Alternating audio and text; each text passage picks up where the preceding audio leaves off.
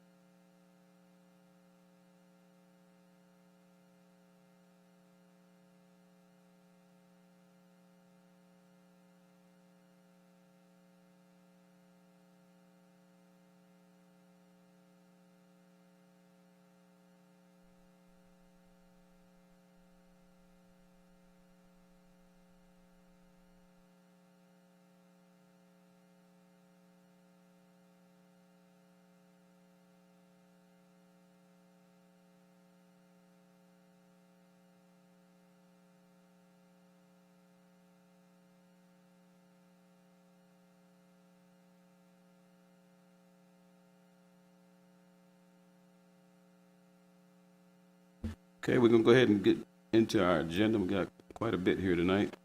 Our first agenda item is to consider approval of minutes of the August 3rd, 2021 regular session and August 10, 2021 special session. After the August 3rd regular session on August 10th, I'll make a motion that we approve as presented. I'll second that. We have a motion by Mr. Tim Dale, second by Mr. Henry Chappelle. Madam Secretary, record a vote, please. Aye. Aye. Aye. Aye. Aye. Motion carried unanimously. We'll now move on to item 2. Item 2 is to consider approval of pay request from Stansell Construction for work on new sports complex.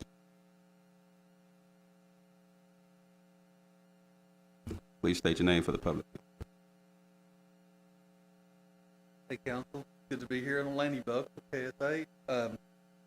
What you have before you right now is the Stansell Construction for the archway design, and it's the final invoice for that, and they have completed that project. I was out by there today. I noticed everything is up except the lettering. Is that correct?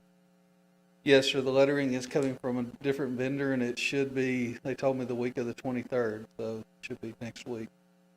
So you've looked it over out there. You feel comfortable with the quality of the work and everything that we performed as our contractual agreement was?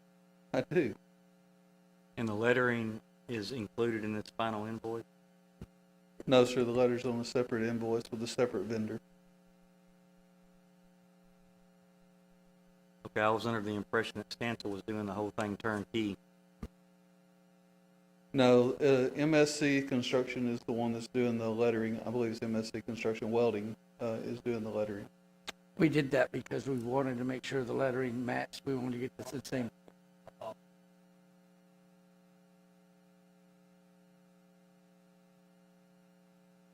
No, this is the way it worked last time, is that Stansell was separate from the other person. Of course, they were under symmetry last time, but that's why we did it, so that we would have the same vendor.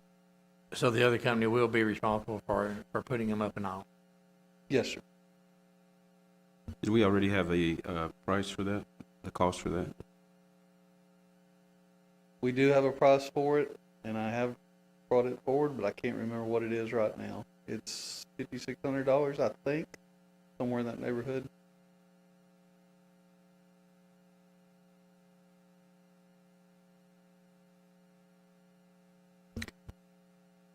Okay, did we have any further questions, council? If not, the floor is open for a motion. I'll move that we approve the pay request from Stansell Construction. I will second that. Okay, we have a motion by Mr. Galen Adams, second by Mr. Henry Chappelle. Madam Secretary, record a vote, please. Aye. Aye. Aye. Aye. Aye. Vote goes unanimous. We'll now close item 2 and move on to item 3 on the agenda. I might say just for the public also that dollar amount was $31,060, just for the public knowledge. we're looking at it here and y'all aren't.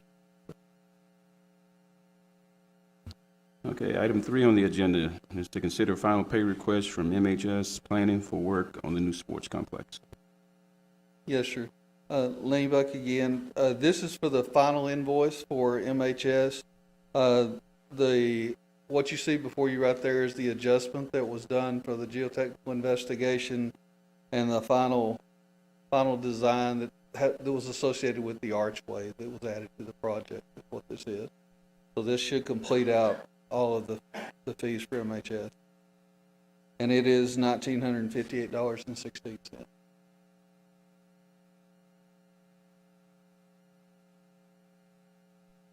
Okay, council, do we have any further questions? Floor is open for a motion. I'll move that we consider this final pay request from MHS Planning for the work on the new sports complex for $1,958.16 as presented as final payment. I'll second the motion. Okay, we have a motion by Mr. Tim Dale, second by Mr. Galen Adams. Madam Secretary, record a vote, please. Aye. Aye. Aye. Aye. Motion carries unanimously. We'll now close item 3 on the agenda and move on to item 4. Item 4 is consider approval of the North Madison Street Lighting Improvements Agreement with KSA.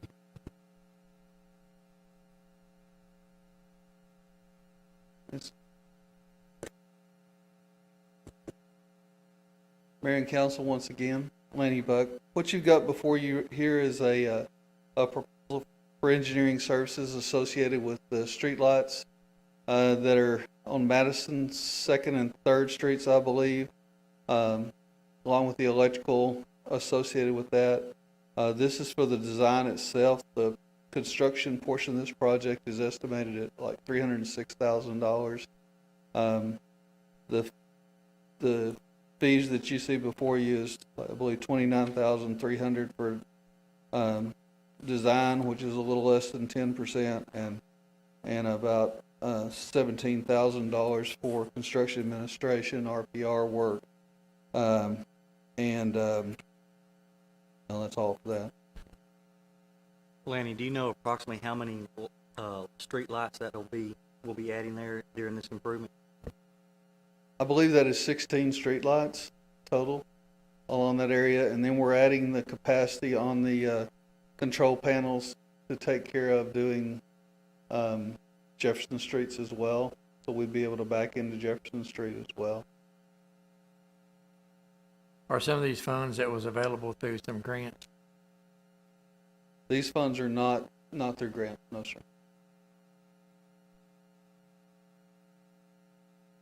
And these lights will also be equipped up top with that an AC outlet, so we can plug additional, like a lighted reed or any other type of, item that we had that requires electricity.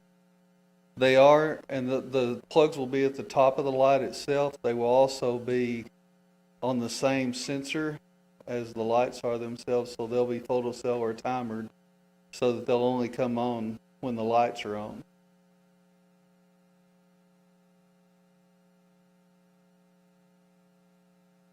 They can be utilized during the Christmas season for Christmas lights and all, correct? Yes, sir. That's the idea, is that we can put them up there and plug them in at the top of the Christmas light. And it's a separate project, separate than this, but we did add light or plugs around the park as well. Their own. What is that for?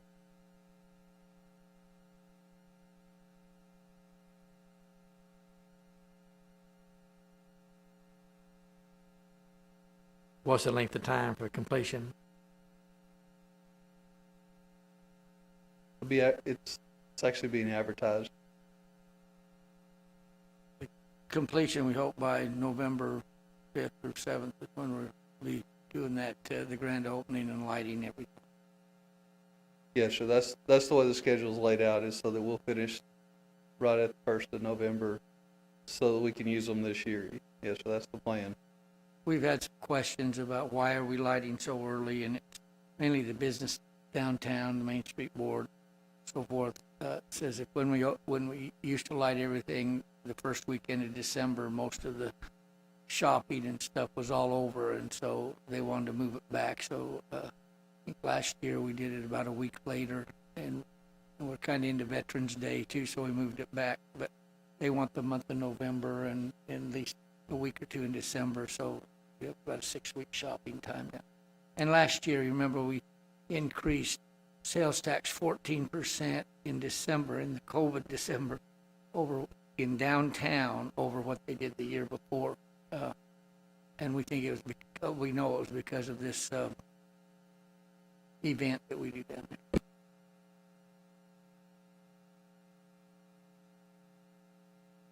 All right, council, if there's no further questions, we'll open the floor for a motion. I move for the approval of the North Madison Street Lighting Improvement Agreement with KSA. I'll second that.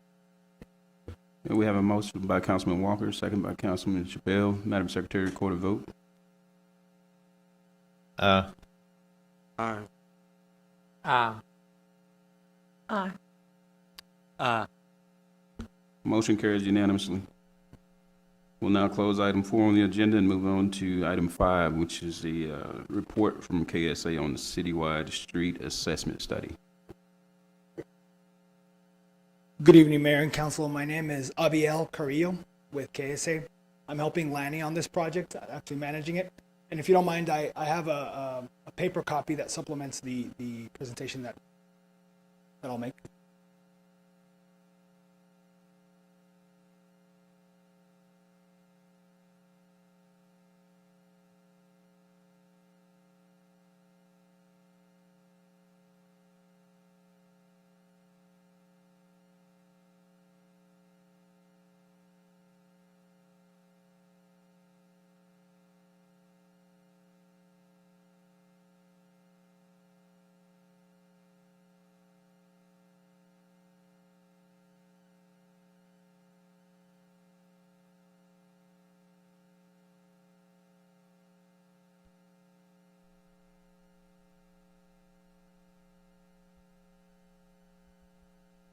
Well, like I mentioned, Mayor and Council, again, my name is Abiel Carrillo. I'm the project manager for the street assessment study that we are doing citywide. I'll start by admitting that we are a little bit behind schedule. Part of the reason for the presentation today is to show you a sample of what the methodology is. I don't think I actually had a chance to present how the project comes about, and the samples that I gave you, or the paper copies that I gave you, have a sampling of what the results will look like. The idea being that as we work through the issues that I'll explain, that we're working through, to get any feedback to make sure that the final report includes the feedback from you. I know that I have a lot of slides, but I promise I'll only spend a few seconds on each. So the study is based on the concept of the Pavement Condition Index, or PCI. It's a methodology that assigns a score that represents the condition of a pavement section. It relies on the observance and measurement of distresses on the road, in other words, cracking. The PCI scale is based on a 0 to 100 scoring system. 100 being a brand new road, 0 being a road that is completely failed, and there are 7 categories. But essentially there are 3 major groupings: acceptable, fair, and poor condition. Generally, a road that is acceptable is one that is primed for preventative maintenance. So think seal coats, slurry seals, crack sealing, things like that. Actions that basically preserve the surface of the asphalt or concrete. A road that is in fair condition is one that is losing some strength, but it is restorable, and so you can perform rehabilitative efforts. So think of replacement of concrete panels, mill and inlay projects, selective base reconstruction, and then an overlay, activities like that. And then a poor condition road is one where the base has failed and you need to reconstruct it. The score of the of each road is a representation of where that road falls on what is known as the life cycle. The life cycle of a roadway behaves kind of like an S curve, and there are certain inflection points where the road goes from good down, starts dipping into the fair condition, starts dipping again into the poor condition.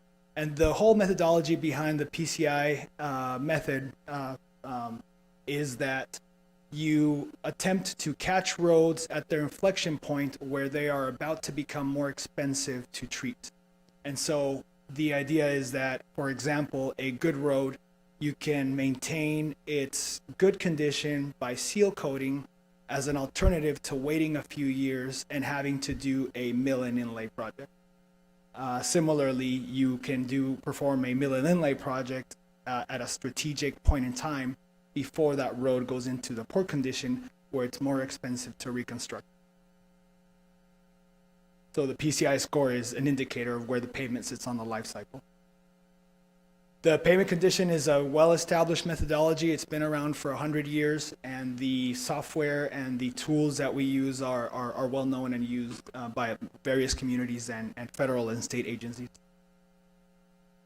There are 3 ways of measuring the distresses that are on the road.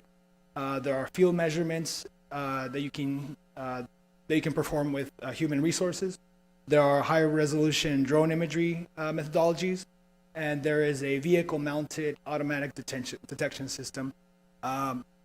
Earlier last year, you may remember that vehicle, in fact, was driving around the entire city, and what we were doing was picking up imagery that gets processed by a CPU that's mounted on the vehicle that is picking up high-res imagery and processing the data so that it can translate into the beginnings of the model for a PCI score.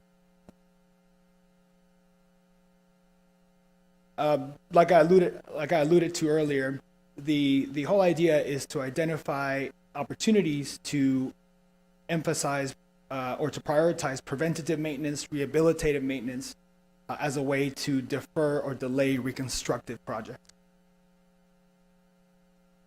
The idea being that if you reduce down the costs of most of these types of activities, they kind of more or less compare to each other in the following manner.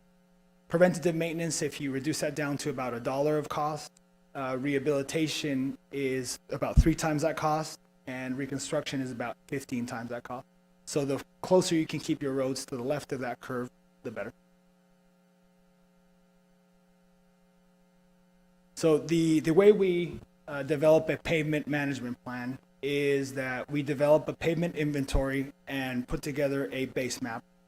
And then we perform the inspection data, meaning the vehicle that is driving around the city. And then that goes into a paver model.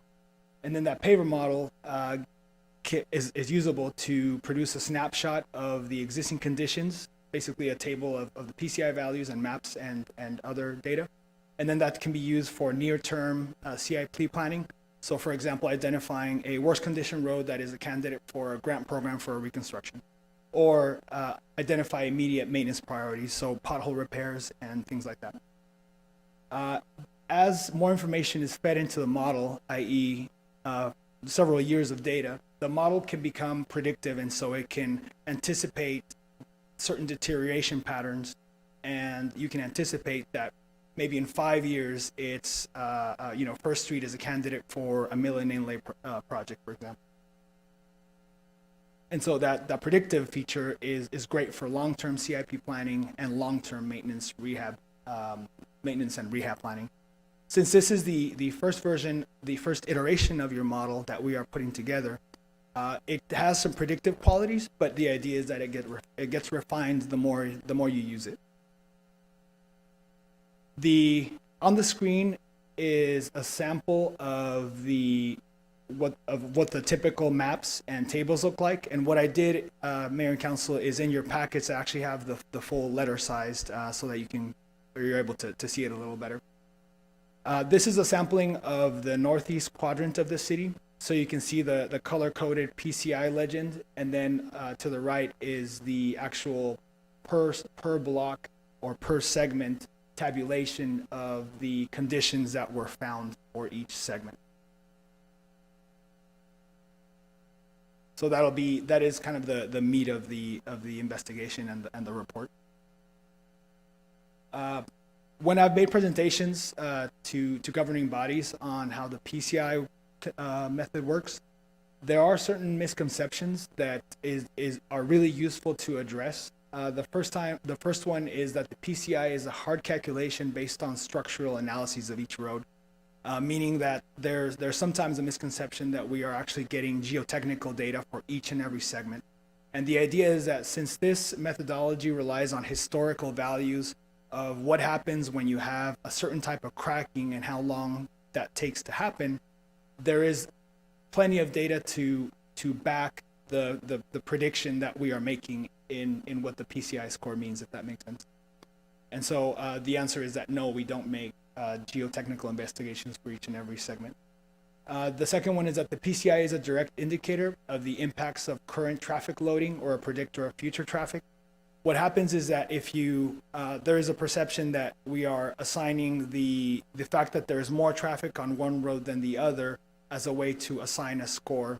And the way that the model accounts for traffic is that if you have a certain predicted life cycle, and for example, if that life cycle is shortened, then that means that there were more cars than expected, and so the model becomes more aware of what's going on as you make more inspections, because your inspections are getting worse too quickly, and so that's an opportunity where you can catch that information. The third one is that a pavement management plan is a replacement for design. Although the scores are an indicator of what pavement improvement activities are prudent, it doesn't replace the need for scoping each project. Even if it's as simple as making a site visit before a seal coat, for example, to address what potholes to fill, or for a reconstruction project to actually assemble a design if necessary. And fourth, which is kind of a summary of several things that I've mentioned so far, is that it is a one and done effort. So the presented another way, this is the workflow of how we've been working through the project. So we developed a street inventory base map, so an AutoCAD or a computer model of your city's entire street network. We collected ride quality and vehicle mounted distress data. We imported the data into the paver model that we built. And this is where I offer a little bit of an explanation and how we're resolving a particular issue that we arrived at. When the model produced the initial citywide PCI ratings, they came in too optimistically. And one subtle flaw of the automated detection system is that it makes decisions on its own as to what scores to assign each segment of pavement as you're moving along. I have a picture on the left of alligator cracking and of potholes. Those two are, in the automated detection system, what is weighed most heavy as the influencers of what the PCI score is. The one thing I kind of glossed over in one of the slides is that this system is ideal for medium-sized communities because in many medium-sized communities across Texas, there has been a lack of funding and a lack of opportunity to kind of consistently address roadway quality. And so there is a lot of alligator cracking, and then there are a lot of brand new roads. And so that those differences between scores are more pronounced. In the city, you have been very proactive about doing activities that prolong the life of pavements. So a lot of seal coats, even in multiple layers. And you can see that in a lot of roads because the seal coat surface is actually eroding away, but the pavement is structurally still sound. However, what that did to the automated system, and it's not to absolve accountability for being late on this project, But what happened is that the system returned results that were too good. And so as we worked through the reasons, we cannot force the automated detection system to not do that. And so the way we are resolving that is that we are using the actual raw data imagery, and we are, I have a couple of our engineers working near full-time, basically doing the inspection reports manually. And that will ensure that the results that we get are results that you can trust. And that's where we are having a little bit of a holdup, and but we are making our way through that. Moving on with the workflow, once we resolve that, then the next step is to actually produce maintenance and rehabilitation schedules on it for as a way to aid you in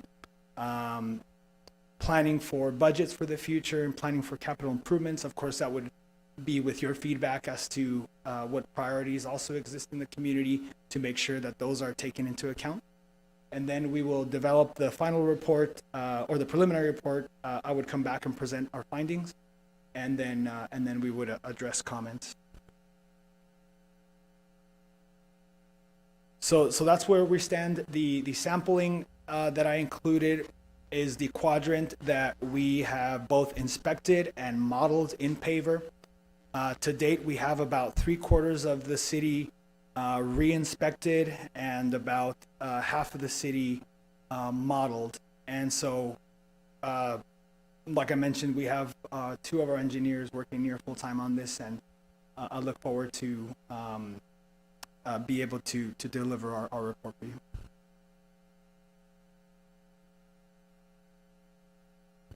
I've got a question for you. Did you do a percentage here? I'm seeing the fares, the poors, the good. What percent of our streets are fair? What percent of them are good? Do you have that percentage-wise here where we're at? Counselor, I don't have that yet, but yes, we will have once we finish the entire city, we will have the data kind of infographics that really give you a snapshot and slicing and dicing the information in ways that is useful. And one of those is pie charts and bar graphs of the different PCI groupings, so that you have an idea to have that answer of how many roads are good, how many roads are fair, what percentages, and other kind of distribution data.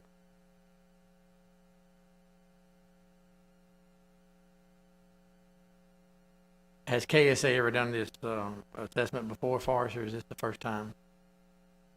This is the first time that we've done this for the city of Mount Pleasant.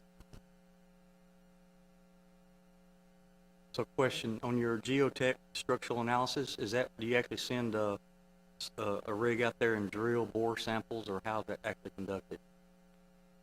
So, Counselor, that's actually one of the misconceptions that we perform geotechnical investigations. We actually don't, because the methodology is reliant on visual observations of what's happening at the surface. And so, for example, I had the alligator cracking flashed on the screen, and when you see alligator cracking, there is a very established prediction of where you are on the life cycle curve of the pavement. And so other such predictors are, for example, what some cities call map cracking, where you have blocks that are formed, and that is kind of a precursor of the alligator cracking. What you see before the block cracking is longitudinal cracks, and so it's very predictable, the pattern and the distresses that you see first, and then the distresses that you see second and third and fourth. And so the method relies on historical data and the severity, the density along the road. Those are the predictors of where you are, as an alternative to doing geotechnical analyses on each road. Now, the geotechnical analysis does come in, and I say analysis, but I mean, drilling a borehole and doing the testing and seeing what the pavement section is currently. That does become a very critical factor in the design of the improvement.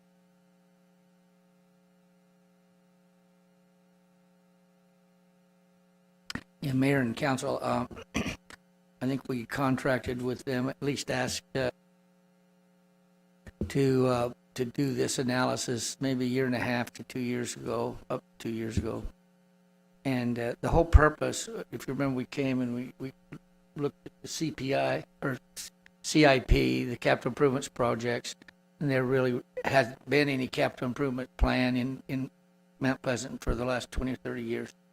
So we were just doing this and that as it came up, and it was the streets were like that too. Although I will say that Keith, he's been here 30 years or so. He kind of knows his streets and he's been taking care of them pretty good. But we really never had a plan, and we've talked the council among ourselves at workshops and so forth that without a plan, it's hard to know how to put a budget together that's actually moving us forward if we don't have a plan to work toward.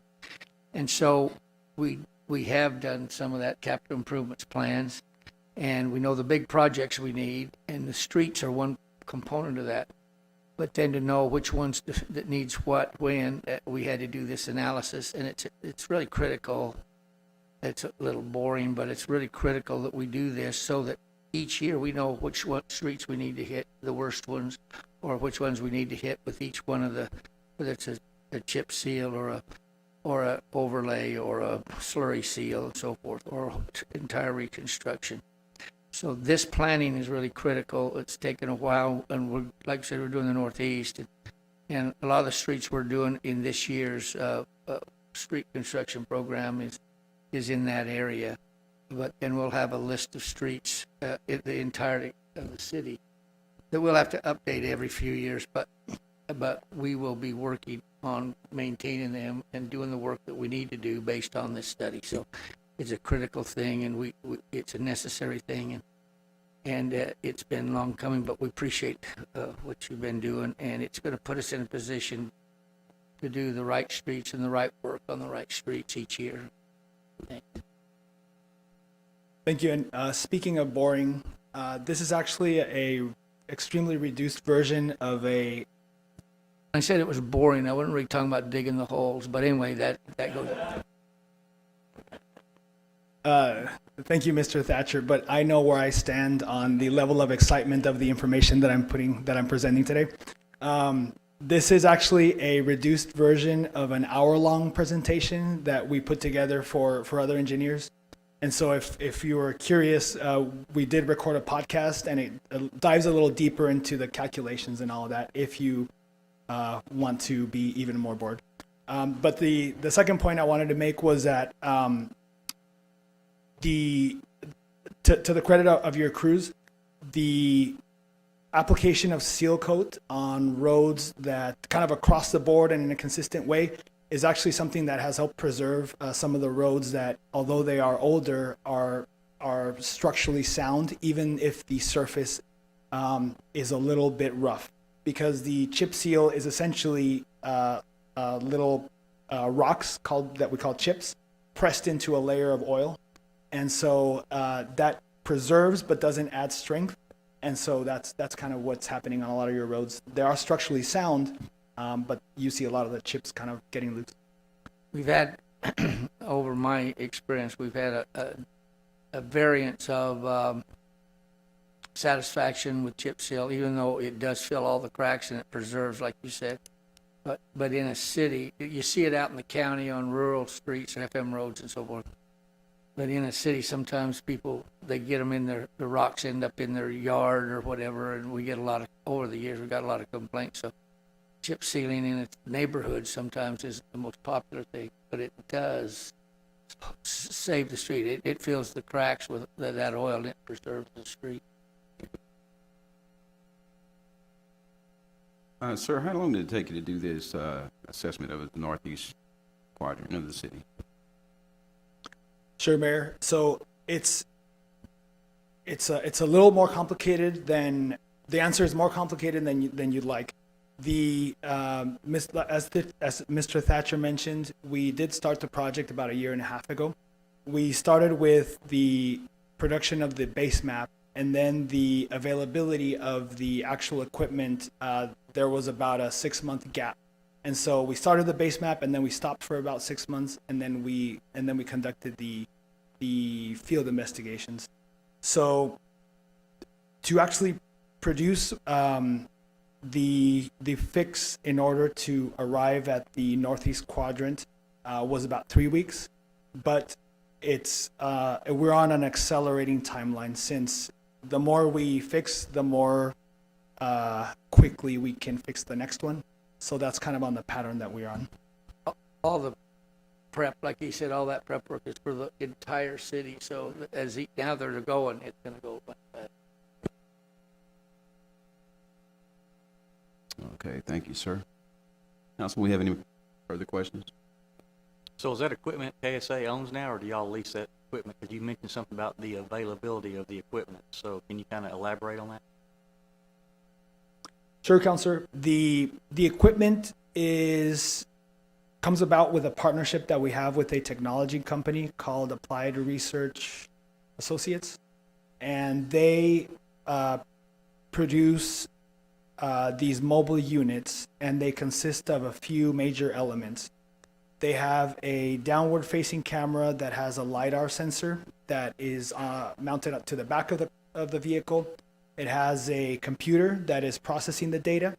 It has a GPS unit that places you in the world so that the driver can see breadcrumbs being dropped so that you can cover the whole city. It has an accelerometer, and that measures the ride quality, which can be a factor in, for example, if you have a road that is in great condition but doesn't ride well, then there may be something that data implies. Maybe the base isn't compacted correctly, things like that. And then it has a front facing camera that is just for the purpose of having an image of the right of way. One of the great resource that we are using as a way to supplement the failings of the automated part is that they put together a platform, a web-based platform where we can view all of the images, and they are uploaded to scale, and so that's how we're making all the measurements of the distress. And also, I'm not sure if I answered your question completely, but.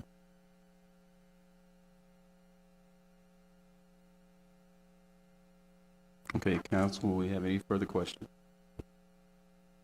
Okay. Thank you for being here. Thank you, sir. We appreciate your time. Thank you for the time.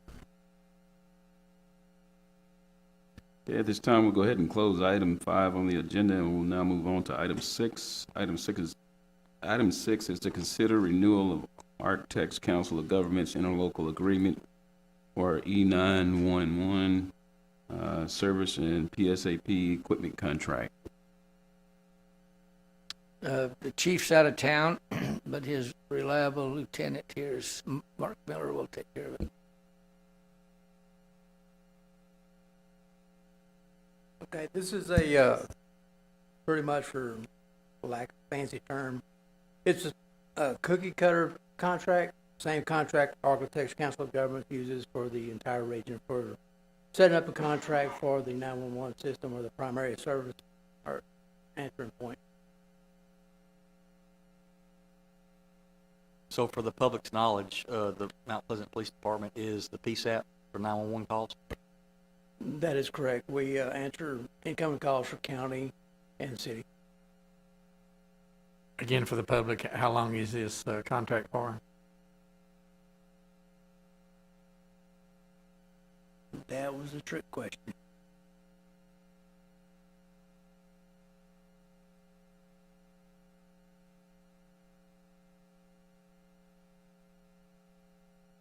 I remember us doing it in the past. I just don't remember how many years ago it was. I'm not sure how long it's for. That's no problem. But basically the same agreement that we had before.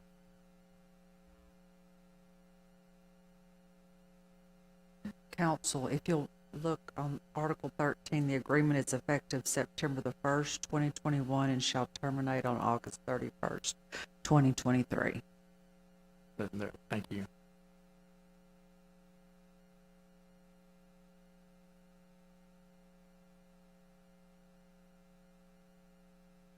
Just for educational purpose again, not to be argumentative, what would happen if we didn't have this in place? What does that mean to the people or to the police force? Basically, the Architects Council of Government funds the entire 911 system, all our equipment and all that. They fund everything for it. It's correct.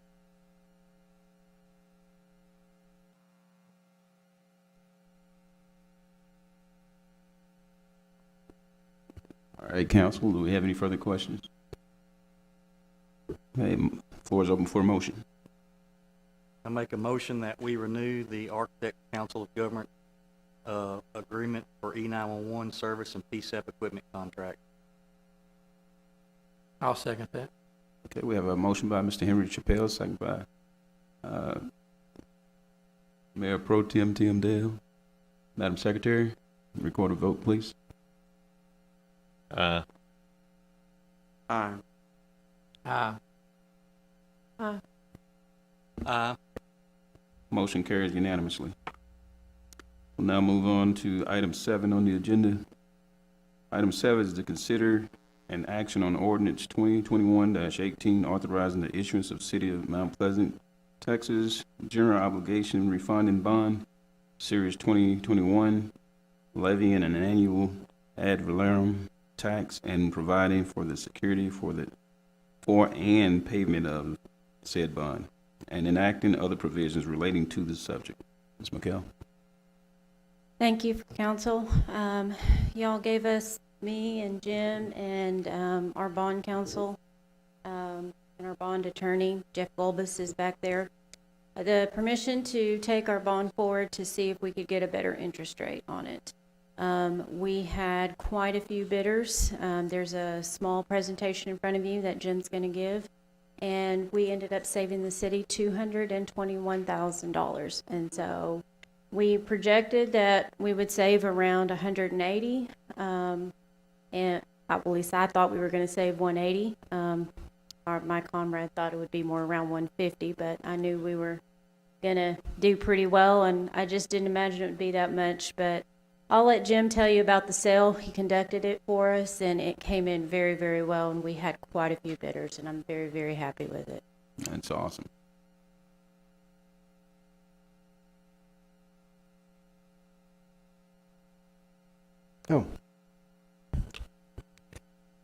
Good evening. My name is Jim Sabonis, and I'm Managing Director at Hilltop Securities. I'm fortunate to be the city's financial advisor and be the team leader of a group of professionals that assist the city. And over the past year, we've worked with Ed and McKell to fund a citywide capital improvement program that will change the future of the city forever and refund just about every debt issue the city had to ensure that the citizens pay the lowest cost of capital for the debt they have outstanding.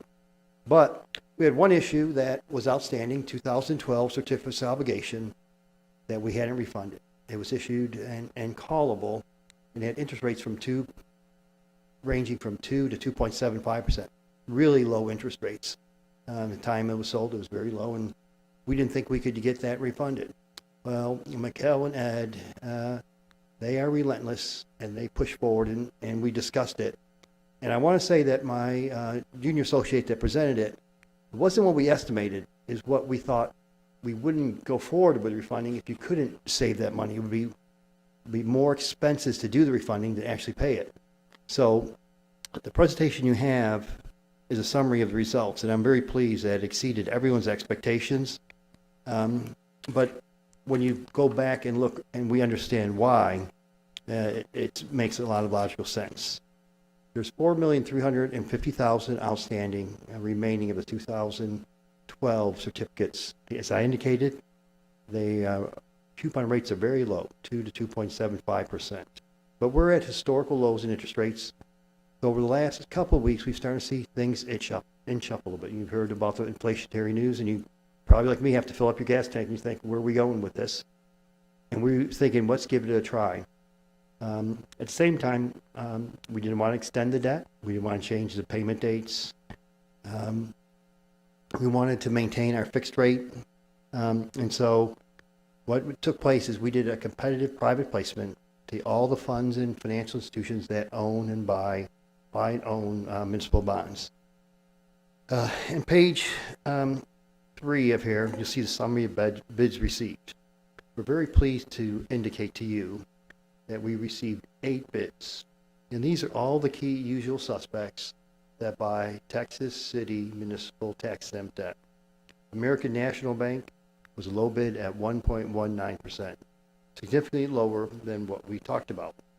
And if you take and you look at the following page, you can see that as a result, you save $221,000. So bottom line, you have some debt outstanding from 2 to 2.75%. Rates are at historical lows. Your positive credit rating, the news about the positive things that are happening in this community, incented financial institutions to bid on your bonds. As a result, you save $221,000. Now, the next page actually shows the comparison to the plan that you authorized us to go forward and bid out and the variance. And as you can see that you okayed at the time $145,000 of potential savings. So McKell had faith in the community and thought we would save more. It even exceeded her expectations and fully saved $221,000. Jeff Gobis, the city's bond counsel's here. He drafted the ordinance that is on your agenda tonight.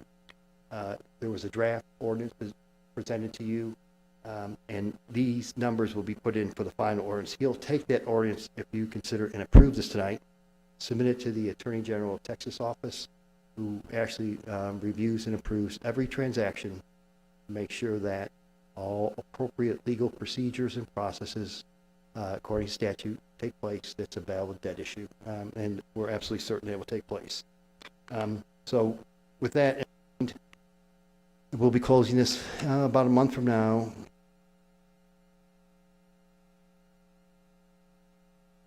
After submittal to the Attorney General, September 14th, it'll close, and these savings will be built into next year's budget.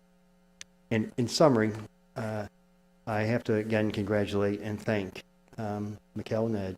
When you talk to these institutions, because we don't do an offering memorandum, we provide budget, we provide your audit and some general public information, but there's a two-step process they go forward with. They have a credit analyst that says, do we credit prove this, and how do we independently rate it besides the city's AA rating? And secondly, there's a portfolio manager that determines what's the appropriate price. And the way they compete is having better insight. So there was a long list of detailed questions that they submitted to us to submit to your staff. And I would say they answered them in a timely and comprehensive manner, fully explained the city's financial situation, and uniquely the institution that asked the most questions ultimately got the most information was the low bidder, because this is city's on a very positive upward trajectory. As your financial advisor, we're thankful and appreciative to serve the city, and we recommend approval. It exceeded what was the benchmark given and a direction, and exceeded all our expectations. And I congratulate you, Mayor, and your council.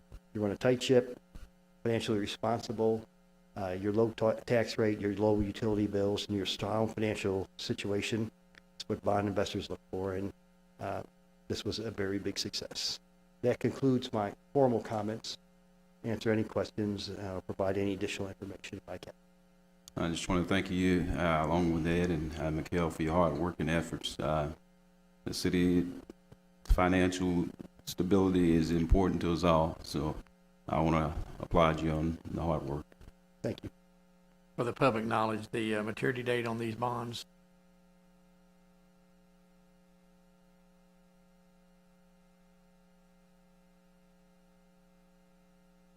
If you look at page 2, I believe the final maturity date is going to be February 15th of 2032, or within the 32 fiscal year. I'm correct.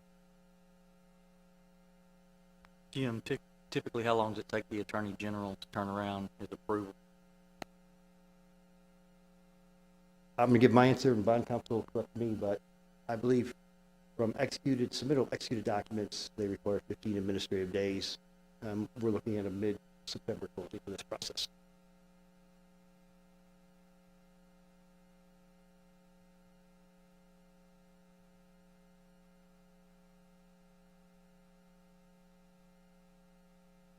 Uh, 10 business days for their review, but this is a down the middle of the fairway transaction. Nothing complicated or unusual. No, we'll have zero issue. Jim, how many cities are in your care that you do this for? Fortunately, I'm with a team, and we have a good portfolio. We do probably about 30-plus cities that issue debt annually or semi-annually. And my follow-up question is, how many of them have as high a rating as we do? Very few. You have a high investment grade rating, and that rating is something you've earned through your conservative financial policies, your very efficient cost to live here, and the growth that's taken place here. You know, it's been a very difficult 2 years, and in spite of the difficulty nationwide, as I've talked to this council, we've spoken to rating agencies, they've had very positive results both of your financial situation, but the increased management oversight and transparency that the council's provided the community over the last few years. So, you know, very few. And also let me say that, you know, I don't agree with this, but over my career I've noticed that not just how many cities have ratings, but how many cities of your nature. And as what I'd call, you know, a non-metroplex county seat, this is a very high rating that you have here. If you remember the previous rating report we had, in the midst of a time when they had all categories of municipal debt rated negative, we received a very positive rating, and you were congratulated for both your management of the city's financials through the COVID challenges and for the position of the city for growth. So it's a rare, and it really is a result of you elected body and your administrative team. Thank you. We appreciate your comments, and again, I'd just like to say to the staff, to Mikhail, Scott, Mr. Thatcher, my fellow council members, you know, we appreciate what they do and the way they look over the financials of our city. I think that's one thing that people in our city want, and they put us in these positions to try to watch over and take care of this. And so we appreciate your comments, and we'll continue to. And again, thank you, Mikhail, and your staff, and Ed. Mayor, I've got one bad piece of news to give you. There's no more debt to refund. We've taken it all out and put it at the lowest cost at the lowest time in history. We funded the capital. So the good news is I have an opportunity to come here and watch the city grow, and I look forward to coming out and visiting and seeing the improvement here. But congratulations. The city should be very proud of this last transaction. Thank you, sir. We certainly appreciate you. So at this time, the floor is open for motion and consideration of this item. I'll make a motion that we approve this action on ordinance 2021-18, authorizing this insurance of the city of Mount Pleasant, Texas, general obligation refunding bond series 2020, levying an annual ad valorem tax and providing for the security for and payment of said bond, and enacting other provision related to the subject as presented tonight. I'll second that. Motion by Mr. Tim Dale, second by Mr. Henry Chappelle. Madam Secretary, record a vote, please. Just a minute. It's the series 2021. I think you said 2020. I'll correct that for the 2021. Good catch, Ed. Madam Secretary, record a vote. Aye. Aye. Aye. Aye. Aye. Motion carries unanimously. We'll now close item 7 on the agenda. Thank y'all for being here. Have a safe trip home.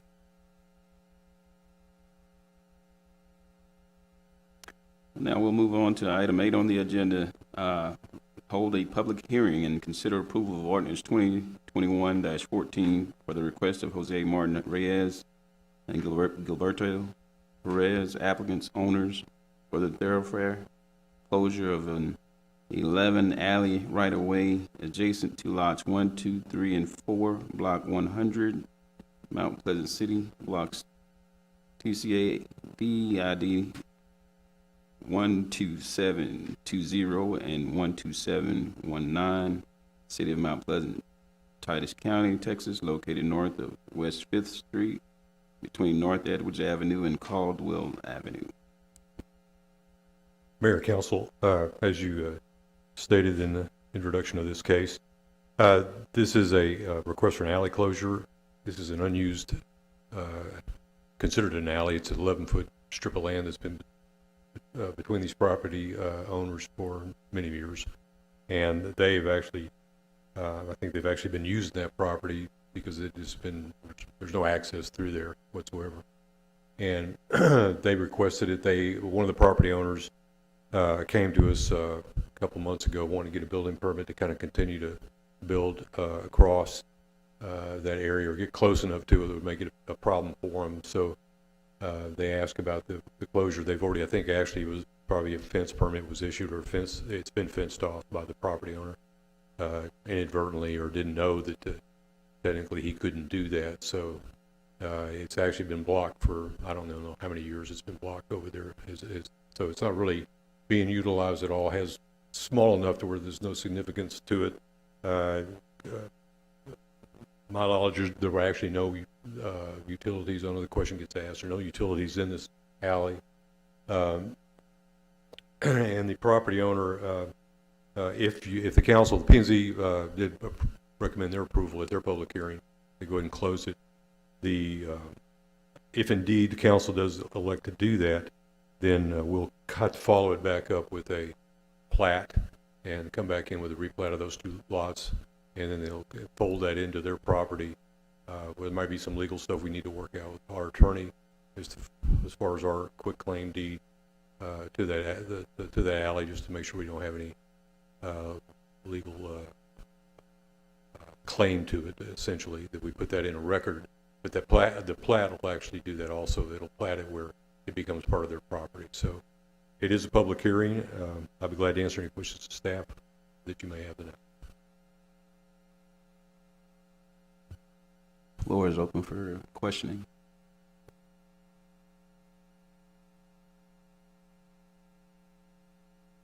Okay. No questions for the council. This is a public hearing. Do we have anyone publicly that wanted to speak on this item? If not, we'll close the public hearing section of it and open it for a motion for consideration.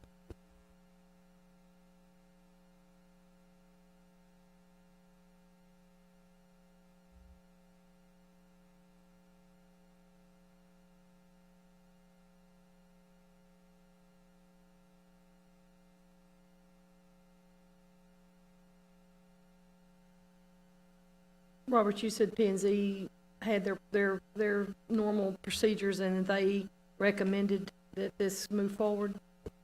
Yes, ma'am. They recommended unanimously that we close this alley to the council.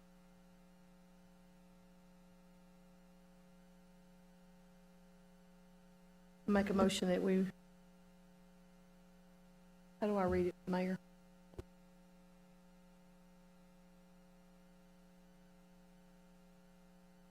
I make a motion that we approve ordinance 2021-14 for the request of Jose Martin Reyes and Gilberto Perez, applicants and owners for the thoroughfare closure of an 11-foot alley right-of-way adjacent to lot 1, 2, 3, and 4, block 100, Mount Pleasant City blocks, Titus County Appraisal District ID 12720 and 12719, City of Mount Pleasant, Titus County, Texas, located north of West 5th Street between North Edwards Avenue and Caldwell Avenue. Do we have a second? I'll second. Okay, motion made by Ms. Rule, second by Mr. Galen Adams. Madam Secretary, record a vote, please. Aye. Aye. Aye. Aye. Motion carries unanimously. We'll now go ahead and move on to our next item on the agenda. This is also a public hearing. Hold a public hearing to consideration approval of ordinance 2021-15 for the request of Leonard Rockwell, applicant owner, for a zoning change from SF1, which is single-family residential district, to a commercial district on a 3.677 acres tract of land situated in the G.W. Graves Survey, abstract number 246, Titus County, Texas, and in the city of Mount Pleasant, and being all the remainder of a tract conveyed to Amos Rockwell in the deed found in volume 271, page 157 of the deeds records of Titus County, Texas, and all of the remainder of the first tract and all the remainder of the second tract conveyed to Amos Rockwell in a deed found in volume 172, page 402 of the deeds records of Titus County, Texas, and generally located on the north side of Tennyson Road, east of US Highway 271. Mayor, Council, the owner, Mr. Rockwell, represents other family members in this case, and they have the collective ownership of the property that they've inherited. And the intent of the zoning change is to potentially allow for higher density residential development. And as I've stated in the staff memo, there is a developer looking at the property. Mr. Rockwell is the owner, as being the representative of the owner. He is the one that brought this zoning application forward, representing the family. The intent is that the zoning is approved because commercial zoning, as you look at, and if we pull up the next map, I think we have a zoning map. As you can tell, this particular property, it's surrounded on all sides by a commercial zoning that exists out there today. I don't know what the intent was at the moment that the previous councils decided to make that change out there, but they basically surrounded that particular property, which is still SF1, with this commercial property. I know that the Cypress Springs apartment complex, or the ownership, according to the tax rolls, appraisal district, the direct property, the commercial property directly to the east of the applicant's property is owned by them, and it would appear that that would have been phase 2 of an apartment complex that could come in there. So what the applicant is asking basically for is the same, essentially the same type of zoning that would allow him or the developer to build some type of multifamily, and that be the case. Should something change in that fashion, just to lay it out there, I know we've talked to the developer to some degree about what they may want to do. It may require that they come back. There's a type of, if they decided to go basically with separate lots, a townhome zoning, where you actually sold, it wasn't rental property or wasn't really truly multifamily in a sense, but it comes back as more of a hybrid, a townhome project that has been sold off by fee simple, smaller lots, then we're looking potentially at some, maybe a different type of zoning that may have to come back. But that hasn't been actually completely closed yet by any means. So this is the owner bringing the application forward to ensure that they have the ability to do something with that zoning. No. Oh. Anyway, that his property is, again, surrounded by the commercial zoning that exists there today. So with that being said,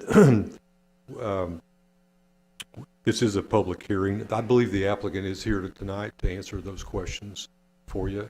And again, the P&Z actually approved this last week on the 10th. It was a unanimous approval. There were only 4 members there that night, but they approved it by a 4-0 vote. So I'll be glad to answer any questions, staff. Has this property ever been asked to be rezoned or any zoning changed previously in the past? Not to my knowledge, this is the first zoning application that I'm aware of. I believe there was a house sitting on it until about 6 months ago, and it burned somewhere close to that. Is that correct, Mr. Rockwell?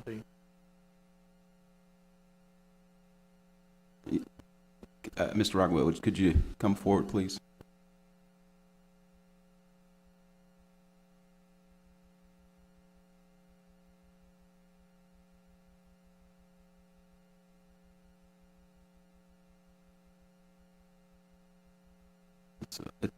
It's a button right in the middle there.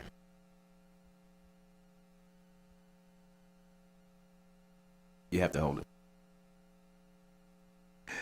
Yeah, I'm Leonard Rockwell. I'm one of the owners, and I don't think the property's ever been rezoned. We've owned it since I was 5 years old, and I'm a little past that now. But I don't, to my knowledge, it's never been rezoned, and was a house there about 6 months ago, and we had the house removed, and we're trying to get it rezoned so that we can, have more sellers looking at it and the ability to do more with the property.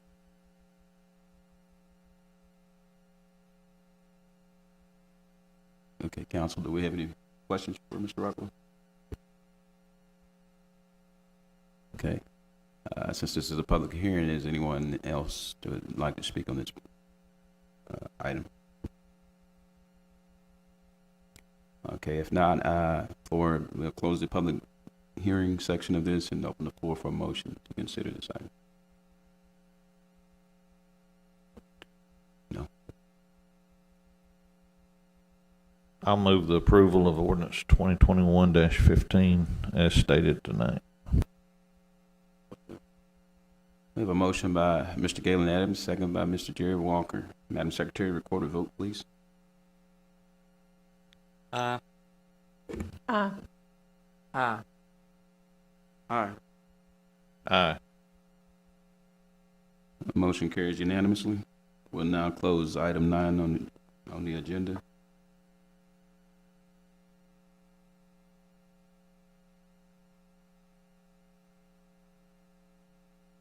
Okay, next item, item 10, is also hold a public hearing to consider approval of ordinance 2021-16 for the request of Emmanuel Laughlin, applicant for his zoning change from a single-family residential district to a multifamily district on a 4.37 tract of land situated in the G.W. Graves Survey, abstract number 246, and the Daniel McCall Survey, abstract number 357, Titus County, Texas, and being part of the remainder of that certain called 50.41 acre tract of land conveyed from the estate of Morris Henderson to H.E. Spann by deed as recorded in volume 383, page 113, deed records, Titus County, Texas, and generally located on the north side of Tennyson Road, east of U.S. Highway 271.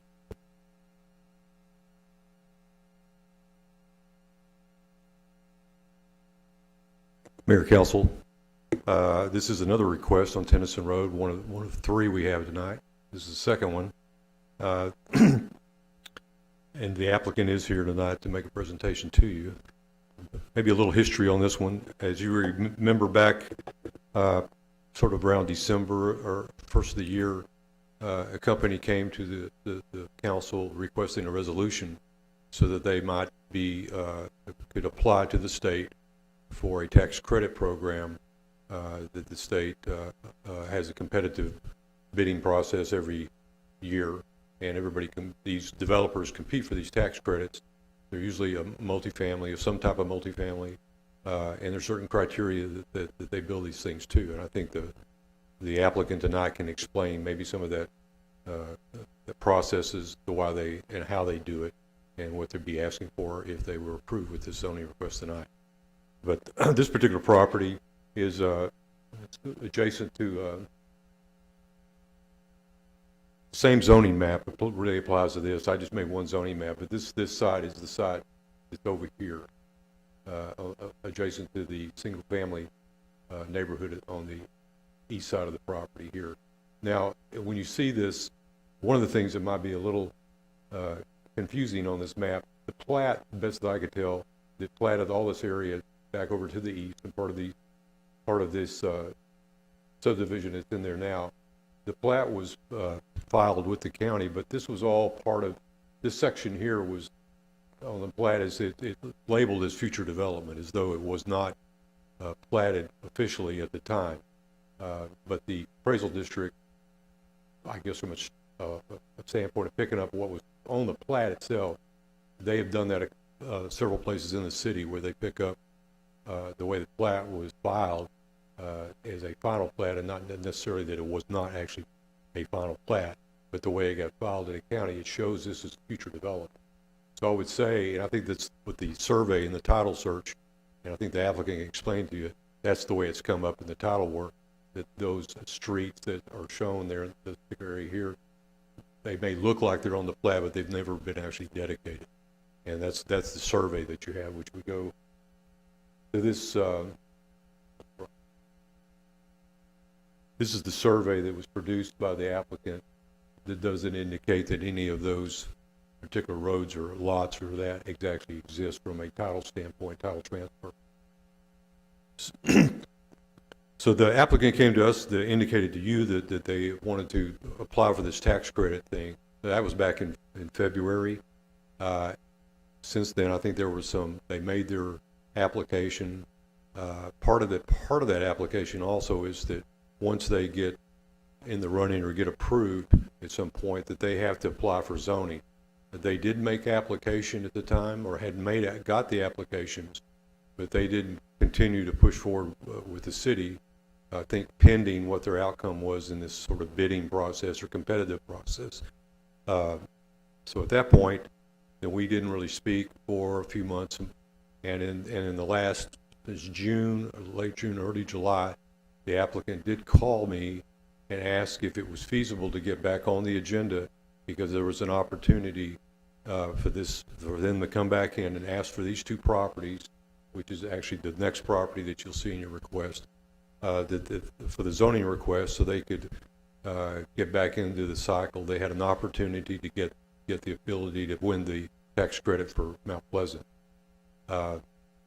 Henceforth, they did ask a week or so ago before the P&Z meeting that they felt as though the property most likely would be this property that they would pursue, and their pursuit would be for a 55 plus restricted adult living facility. And I think they initially, that first meeting back in February, when they came forward to meet with you all, they showed a concept plan and kind of a layout of how they intended to build that, which would be like fourplexes or units that are put on the ground. They're going to go through that presentation with you tonight. So that was the indication. Now, to go back to the meeting last week, when the applicant was headed this direction, he'll explain that he had a medical emergency, could not make the meeting. So I think that's part of the issue that with the Planning and Zoning Commission, the reason for their denial was based on those factors, that there was no presentation, they didn't see anything.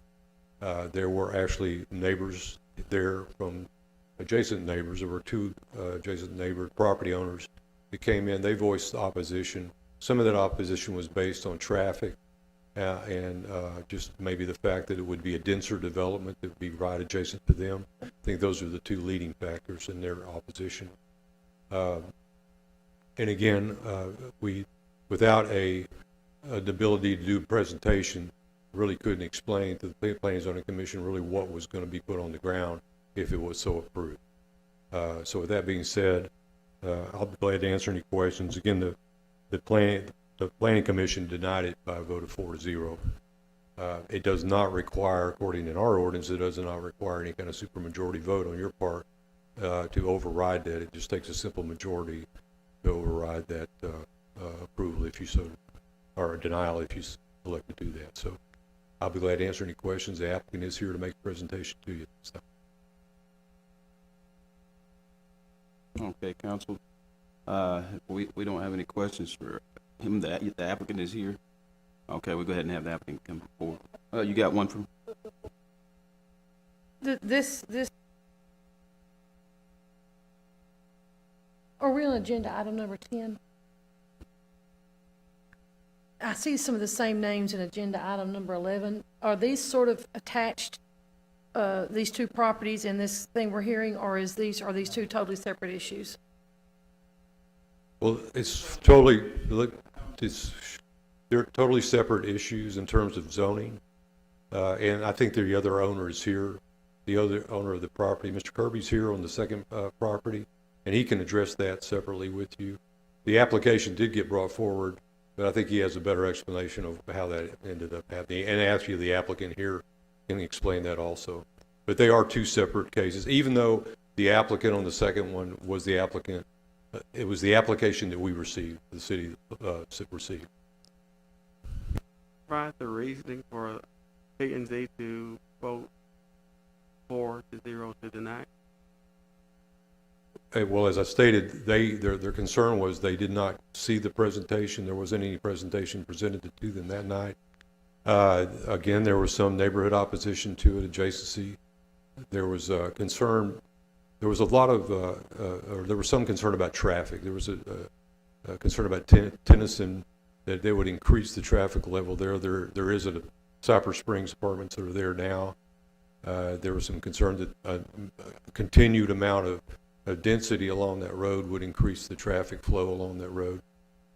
And I think that was a lot of the concern. I think that was probably the main concern. And again, I think just the fact that if you're adjacent to a higher density, if you're a single family adjacent to higher density, there's probably concern about property value and about what's going to be there next to you. That's always the concern about that. It was before our meeting, and I sat in and watched, and did I not hear the chairman say that until he knew more that he wouldn't be able to vote in the affirmative? Yeah, and I think that was the lack of the presentation. There was not an applicant here to make a presentation. That was the problem with it. Is there a through street through this property here, a designated street or anything that would cause any more traffic through there? Or are we just talking about Tennyson Road? Well, what you see, that a little bit of that confusion was that when we use the appraisal district map, it appears that there's a road through there, but there's technically not a platted road. The only thing at the very north end of it, there's an alley. I think you can see that alley coming across right there. That alley exists. That is an existing alley. Now, the only reason the applicant, I think, and he'll explain this to you, most either for fire protection or for most subdivisions, you want two ways in. You want a one way in. If one gets blocked, if Tennyson got blocked, you'd want another emergency access point to get in, and turn around fire trucks or just emergency for any emergency vehicle to get in there. So there's a possibility that this alley, there could be a gated, sort of a Knox lock, what they call an emergency access point to get into this property from that point, if that was elected to do. And I think that regardless, since it's an alley, that you would want just for public emergency access, you'd want that access point in. So that's the reasoning.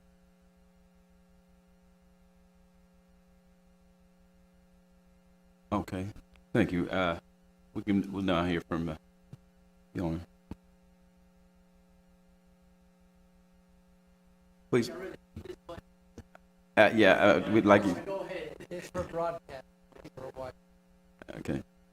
Please state your name for me, please, for the public. My name is Wade Bainsky, and I'm representing the developer for both of these proposed developments. Basically, it all started, this tax credit process. There, in this particular region, there was enough funds for two separate developments. And so our intentions at the beginning were to try to do a senior development and a multifamily development.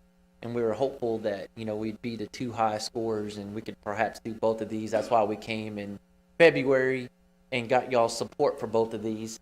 But of course, with it being such a competitive process, someone in Marshall and Palestine and a few other cities actually put in applications, and a couple of them were ahead of us. So we thought we were out of the running. But as it turns out, these developers, these are bigger developers. They had other developments in other cities, and there's like a max on how many funds you could get per cycle. So they had to drop out, and in our region, they dropped out. So it opened up the possibility of us getting one of these. And it looks like there's a good chance that we might be able to get funding for one of these. And the reason that we were still kind of going through it both, because the state reviews the applications, and a lot of times, if there's anything wrong with the application, it's basically, that's it. They drop you because there's so many other people in line. It's basically any mistakes, and that's it. So that's why sometimes it's good to have a backup. And it's not why we did both, to have a backup. We fully intended to try to get funding for both. But as it stands now, it looks like there might be some funding for one of the developments. And the one that the state has given priority is the senior site, because it's a higher scoring site, because they consider it to be a higher need development for this area. And basically last week, I was actually on my way up here. I'm from Bryan College Station. I was up almost passing through Palestine, and we had a family emergency. Had to turn around, couldn't make it. But and I watched the meeting on the computer, and I know there was a lot of concerns from residents, and I think there's a few that are here, and that's why I'm glad that I can make it today to try to alleviate any of the concerns from the residents. And I think most of the opposition was actually from the senior site. And I think that the denial from the family side just kind of got lumped into that. And to me, I don't even think there was much opposition, if at all, maybe to the family one. But the senior one, I know there was some opposition, and there was some concerns about, there's an alley, I don't know if there's a little pointer here, but there is a road on the back of the senior site. It's Allen and,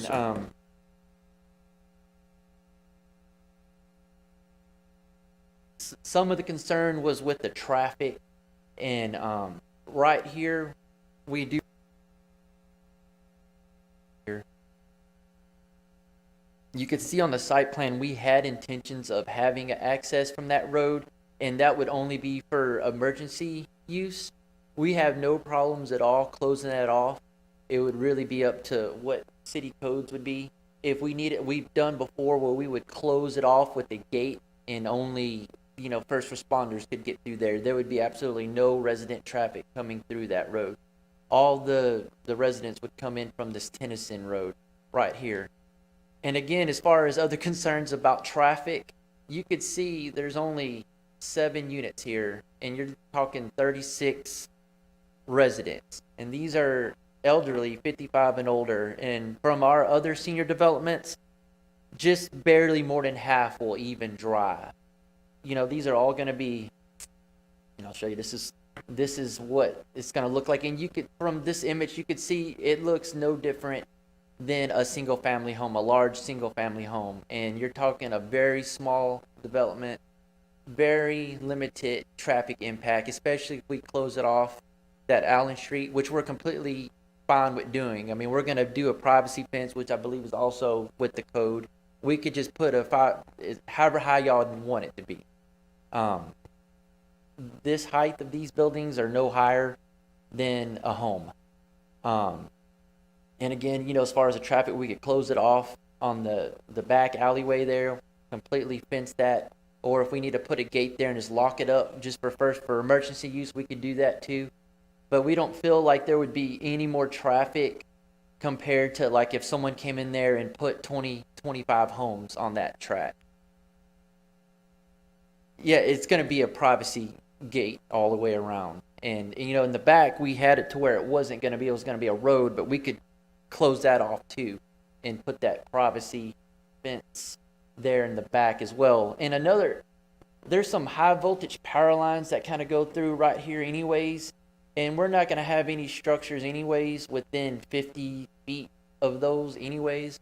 So, I mean, there's really no reason for us to have access there. We just put that in there for emergency use, but we could close that off to where 100% of the traffic is coming down this Tennyson Road. And then as far as traffic too, with this being a development for retired individuals, it's not going to be your typical traffic. You know, people come and go, but it's going to be all throughout the day. It's probably going to be less of the traffic impact if it was a residential development that would go there. So we feel like the traffic issue is probably not going to be a big issue. I mean, I think that apartment complex that's down the road, and this apartment development that's right here, that's 120 units. I mean, this isn't going to be a third of the size of that. So, I mean, this is going to be very little. And, you know, so how many units you said that were going to be? I'm sorry? The units? 36. 36. And these are, and again, these are all 1 and 2 bedroom units. It's 24 1 bedroom, 12 2 bedroom. And I could almost guarantee you on most of those 2 bedrooms, it's going to be one person living there. It's almost always single residents in these units. So, and they're all single story, 1 and 2 bedroom, handicap accessible. Sometimes there's concern with these senior developments if it might change to multifamily one day, but the way they're designed, it's non-purposeful to ever do a family development because they're all 1 and 2 bedroom, single story. They're designed for, you know, seniors.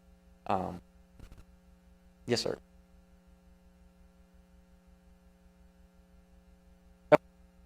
This is a that's fine. This is a gated community. It has a gate there. They'll have a code access.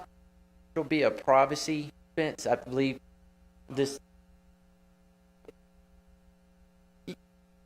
I'm talking about a security gate where you've got coded access to enter. I'm not talking about a fence. That wasn't our intention. I mean, we could add it if that's what it wasn't, because we've had some before, but those never work. I mean, everybody just punches in the code. The gate's always open. Anybody could get in anyways. If anything, it's more of a hassle. But we would have privacy around there. There's going to be at least a 20-foot buffer between us right here and the nearest development there'll be, or the nearest residential. It'll be 20 feet at least with the privacy fence. But again, Where else do you have these properties around here, around us here that y'all? we don't have any senior developments in this area. We have some multifamily in Kilgore, in Athens. We have 2 different developments in both of those cities. The nearest one to y'all probably is near Fort Worth. There's one in Kennedale that's similar like this. But we feel like they would make good neighbors. You know, I understand the concerns with, you know, people hear multifamily and they get scared about that. But I mean, this is going to be a senior development. And the reason that it gets priority, because there's only one other independent living senior development in this town, and there's only 20 units, and it's it's almost 30 years old. I believe there's some assisted living development in this town, and the reason that you don't ever see too many senior developments or restricted developments is because they're not as profitable as a multifamily. You're talking 1 and 2 bedroom. You're not going to get the rent like you would on a multifamily 3 to 4 or 5 bedroom units. And the reason that we can make it work is because of the tax credit funding. It offsets a lot of the costs and the money that we would lose from rent to make these affordable. And it's really, I hate to say it, but it's kind of like a once in a generation type deal, because the city of Mount Pleasant's only been awarded these funds twice in the last 40 years since this program has been available. And it's because it's so competitive. I mean, y'all are competing with hundreds of different cities for these funds. And we believe we have a really good shot this year. And who knows when the next chance would be to get a senior deal. Let me ask you, you're pretty sure you're going to get these tax credits, okay? What, you're 80% sure, you're 90%, you're about 100% sure. My next question to follow up with that, if you don't get those funds, okay, and I'm sure you guys have been involved in this and done this a number of times, you've been involved in it for how many years? Well, the developer's been doing it for 40 years, and he's actually out of state right now, or he'd be here. My question would be, if you didn't get the tax credit for whatever reason at the 23rd hour, and this property was rezoned, and you could flip it, what would you do with that property? You wouldn't just sit on it from? No, we wouldn't even end up buying it, because the contract, we have it locked up till September, and it would but the owner did want it rezoned anyways, just like the applicant before. They just had theirs, you know, the one that's down the road. But yeah, our intentions is, I couldn't put a % on it. The main reason is because the state is kind of disaster right now. They messed up on their funding allocation numbers to where they gave too much funding to the urban regions, and they just discovered that just a couple of weeks ago.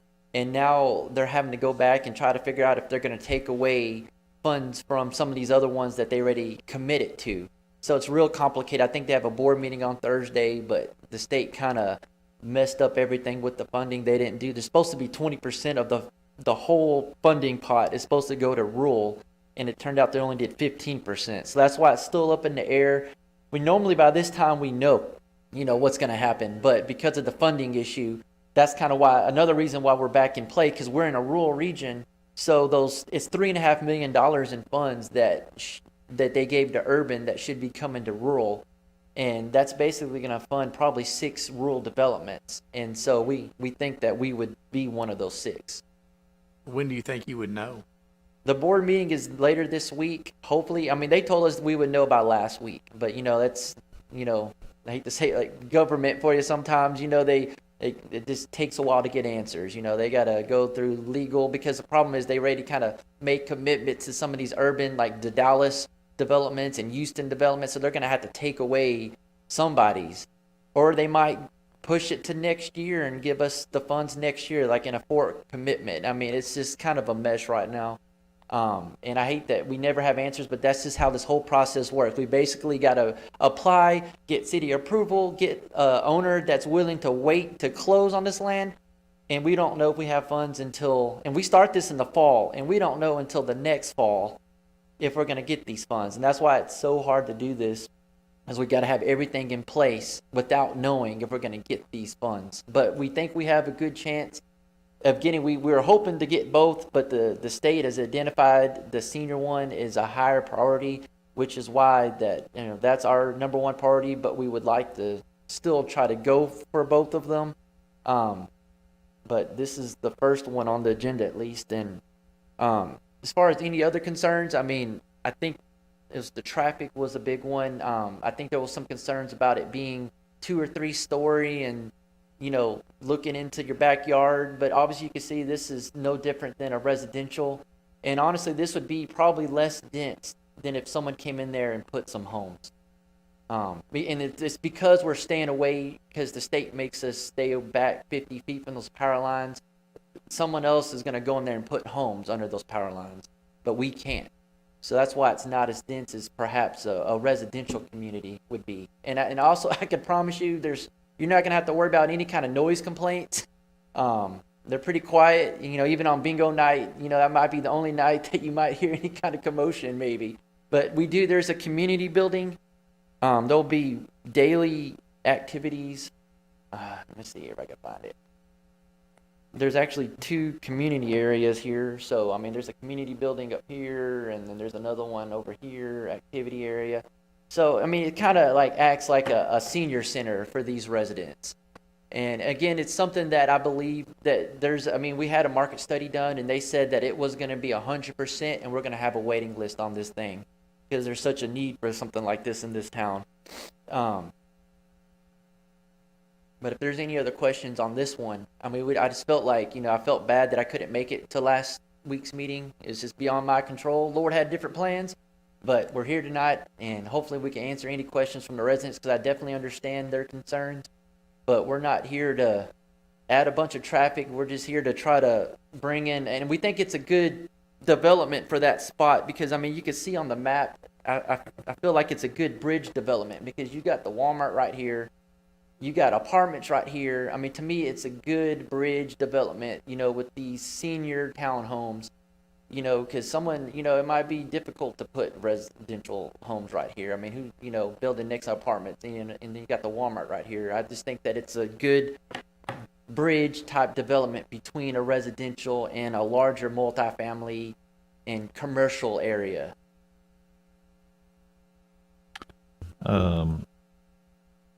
I've spent most of the last year, I've maintained a residence at Cypress Creek for my father. So I've spent a lot of time on Tennyson. I don't think traffic's actually an issue. But I heard the question, but I want to make sure we get something clear, because I'm not asking you to do anything.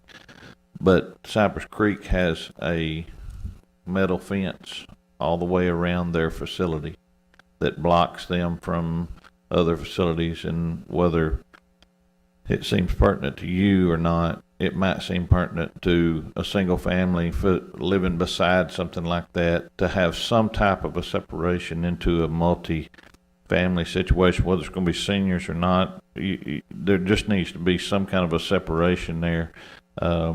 And I would venture a guess that I felt more secure with my father having a gated access, and then having some separation from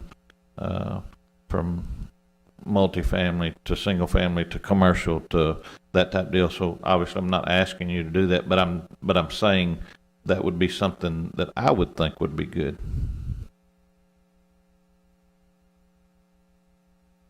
Our current zoning requires that they do a masonry screen between any residential district to multifamily. So if they build a multifamily, they're going to be required to do it, and it'll be a solid screen. It won't just be a metal fence. And you stated earlier that 6, 8 feet, whatever, that wasn't a concern as to how high to go, correct?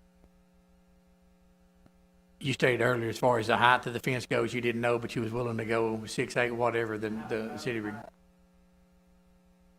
I mean, because that's all trivial. I mean, and we, you know, if it needs to be 10 foot high, you know, that's gonna be a trivial cost to this. I mean, we're happy to do it, you know, whatever would be a good compromise. But as it stands now, I mean, it's definitely gonna be a privacy structure. And I mean, with it being a low elevation here, good chance that you're just gonna barely see the top of the roofs. But, you know, which again, I mean, something that you probably wouldn't require if it was a single family residential. So to me, it might be, you know, a better situation for the nearby residents if you had 20 houses going in there, and who knows what you're going to get. You know, for us, you know, it's going to be, you know, grandma and grandpa, you know, living there on this side. Honestly, I'm like I said, I set in, and I believe personally, if you had been able to explain a little better, because it appeared to me the concern was that you weren't here to explain. And I don't know the situation, but I hate that you had a family emergency. But I'm just stating from my standpoint, my aspect of having my elder father in a facility. I just thought that was a good thing to do. I felt like it was safe. But just for my public comment, I've been on Tennyson Road every day, 2 or 3 or 4 times a day for the last year, and I don't think traffic's an issue. I can make the comment that, you know, there's a lot of accountability here because you're going to have a full-time manager there. If there's any kind of trouble, you know, they're gone. You know, there's going to be a waiting list. You know, there's not going to be any kind of trouble from this development because you'll have a manager there checking up on the residents, and also a full-time maintenance man. You know, so it's always going to be the landscaping is going to be provided.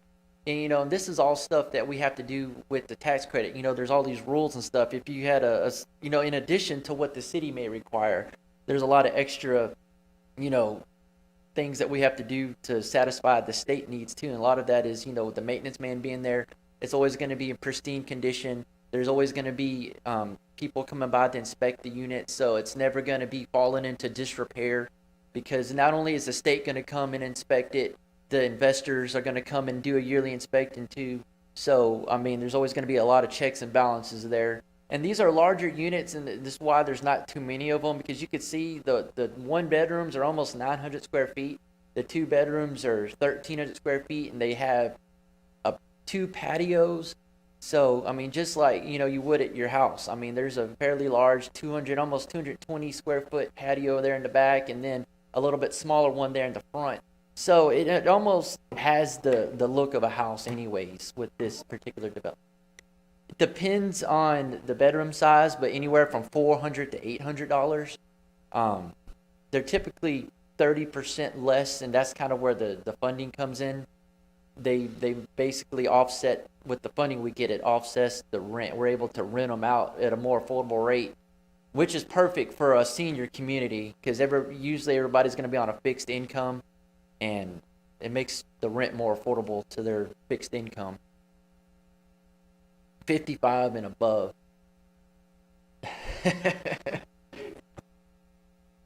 I've got a question for Robert. Robert, I've got a question for you. We keep talking about the back entrance, or whatever you want to call it, that you were talking about, maybe possibly putting an emergency deal there. I was in a residential subdivision before I moved back to Mount Pleasant 15 years ago, but and it had kind of the same situation. Is this something where, and this is something maybe you could research, but the entryway, it had an extra wide entryway because we didn't have back access, and the city actually allowed the developer to do a double entryway and called that access. Is that something that we could restrict the entryway on the backside but make it extra wide on the front so you didn't have an emergency situation? Yeah, I've seen that. That was allowed. That they did like a double gated situation in the front, to where if you couldn't, a fire truck wouldn't get in, caught in between that. It could come back out and get back out. And as long as they could circle back around and come out the deal. Yeah, I have seen that. Yeah.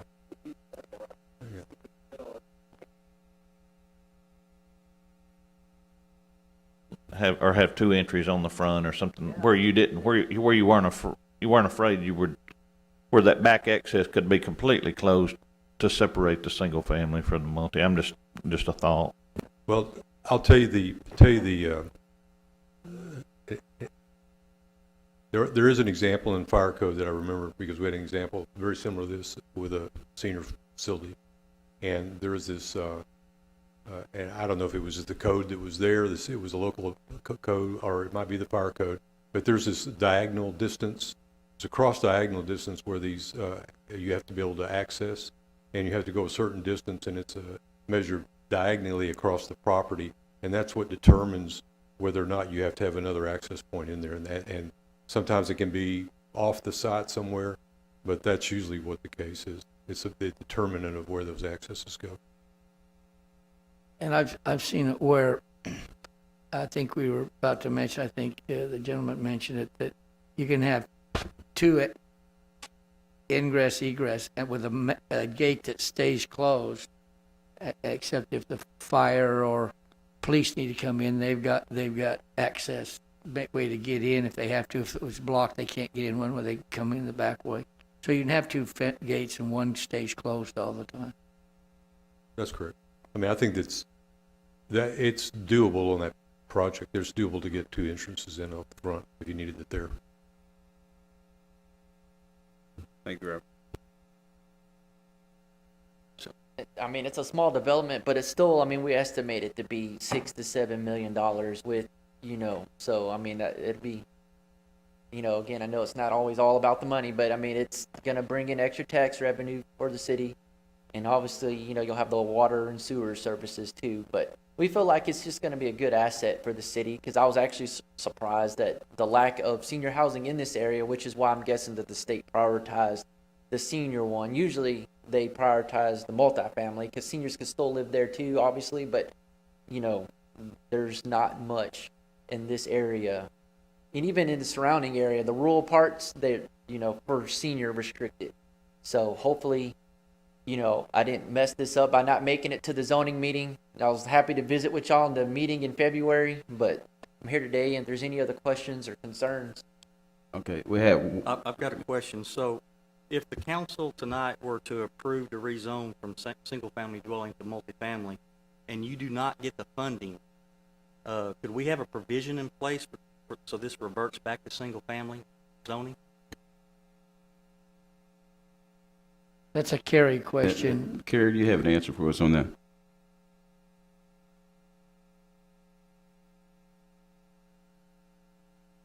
You're just saying making this contingent on them developing it?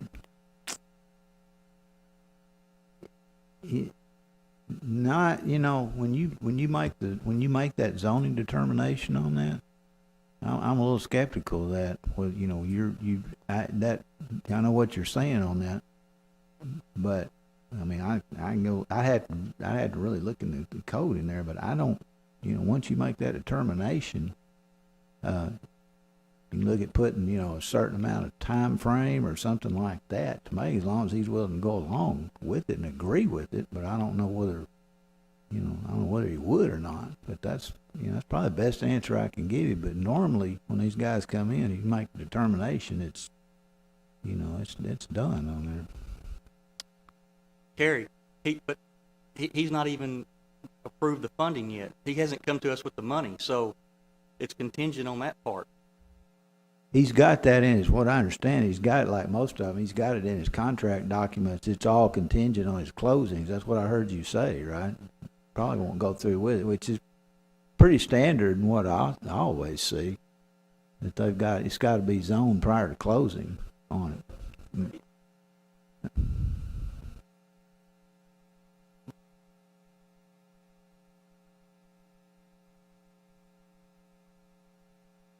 And he doesn't get his funding, then we rezoned it for nothing. So, well, I mean, it may not be for nothing, but right now the plan is to put in this senior units. We don't know who might come in there and put something else in there for, like you're worried about the traffic and the noise and all that kind of stuff.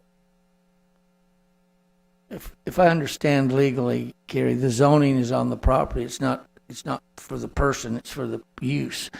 And so once it's zoned, what you'll be saying if you zone it is that this is the best use for that property. And whatever in that category, whatever other uses you can do under this, whether it's these homes or an apartment or whatever. But it goes with the land. So if this gentleman that can't do it, then somebody else could only do what's allowed in that zoning. He'd come back and do it again. But you're right. It may have something that's a little more dense, but it's still, you're zoning the property not for the individual. So that's why it's probably not legal. I've never thought it was legal to zone it and say it's only for him. And if he leaves and it goes retros back, it doesn't do that. Yeah. Kind of a follow-up question, I guess, that I had earlier there, maybe a better clarification when I asked on, when you guys, how often do you see your company, do you hold on to these for a number of years? Do you flip them? Old one, yeah. It's the oldest. Basically, it's where smaller family run. Bring it. Passed down to his daughter, who's also helping him out. So there's no intentions to ever selling or flipping. Even in the 50 years, if we did, or if it got passed down to someone else, I mean, the way this would be developed, it would be, I'm guessing it would always be senior townhomes. And our intentions are, even though we're pretty confident that we're going to get the funding this year, our intentions would be to come back next year anyways, because from what we could gather, the rules, they're telling us that the rules are not going to change, and we would just come back next year and try to do it all over again and seek y'all's approval and everything like that. And then I see no reason that Mount Pleasant would still be up there next year, especially if they're going to do the funding right. But we think that they're going to probably pass that $3.5 million that's supposed to allocate. It's a statute. I don't see how they could get out of it, because the statute says that 20% of the funds have to go to rural. They didn't meet that. So I'm thinking they're going to have to go back and give us rural cities that $3.5 million. And so we're next in line. So I don't see, and even if that doesn't go through for whatever reason, there's still funds left over from the original cycle that we feel like we have a really good shot, even if that $3.5 million doesn't get reallocated to rural. Okay. So we're pretty confident. All right. Thank you. Go ahead. I would like to make a suggestion that in the future, if we have a case of this nature and the person is not here when P&Z votes on it, that we have them to go back the next time if there's a time frame. So they'll have all of the information and we'll have it at that point. So it's not like P&Z voted on something and we get additional information tonight. Do you guys, have you seen in the past where y'all ask for any tax abatements or anything like that as you get started with the construction? You want, are you I guess what I say, a warning company, for lack of a better term? Do you want anything? Okay, now we need this or that. I think the only thing that we had to ask, and it's only because the state makes us, we had to ask for like $200 in fee waivers. So it used to be a lot more and only because the state requires this. They felt like it brings the city and the developer closer together when there's some sort of financial commitment. But the only thing that we're just required, and it was in that resolution back in February, I think it was like $200 in tap fee waivers. And that's the only thing that y'all would be providing to this development. I think 200, 250, something like that. And it's not by our choosing. Okay. I'm going to go ahead and this is a public hearing, so if we have anyone in the public that would like to speak on this item, please come forward and state your name at this time.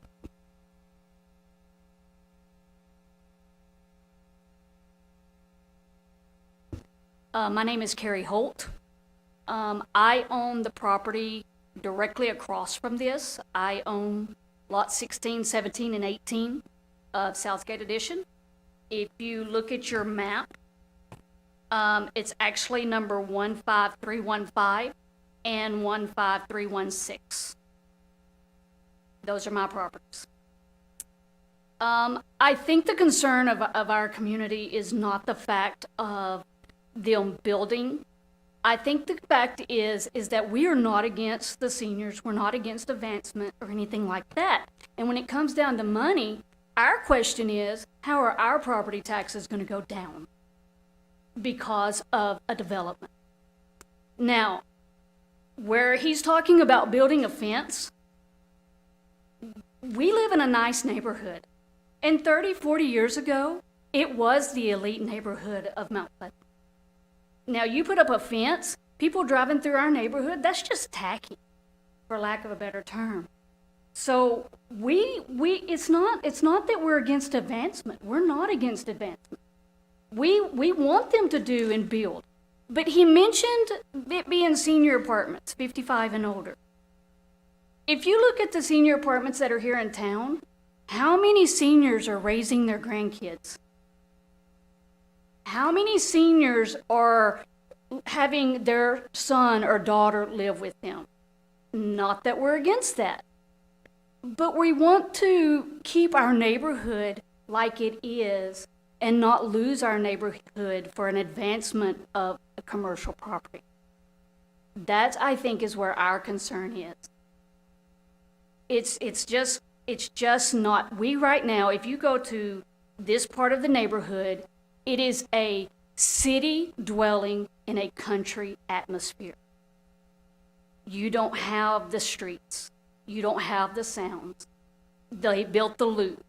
We very rarely hear any sounds from there. We're not worried about the traffic. We understand traffic will be on Tennyson, but we've also seen people cut through the neighborhood as a shorter route to get to the Cross Creek Apartments or the Cypress Creek Apartments or whatever. That is our biggest concern of it all, is just the fact of our good neighborhood not being a neighborhood any longer. It is a place where people walk their dogs. It's a place, when I moved there 11 years ago, my young children could ride their bikes, and we didn't have to worry about that. We don't have crime in our neighborhood. Not that we're going to have crime if they build this, but we don't want to take that chance right now. And I really think that as a neighborhood, that is our biggest concern, is property taxes. When we got the letters in the mail, we really thought you guys were raising the property taxes. We would have been fine with that. Having a development built for us is worse than having our taxes raised. Thank you. Okay, thank you, Ms. Holt. Do we have anyone else in the public that would like to come up and speak at this time?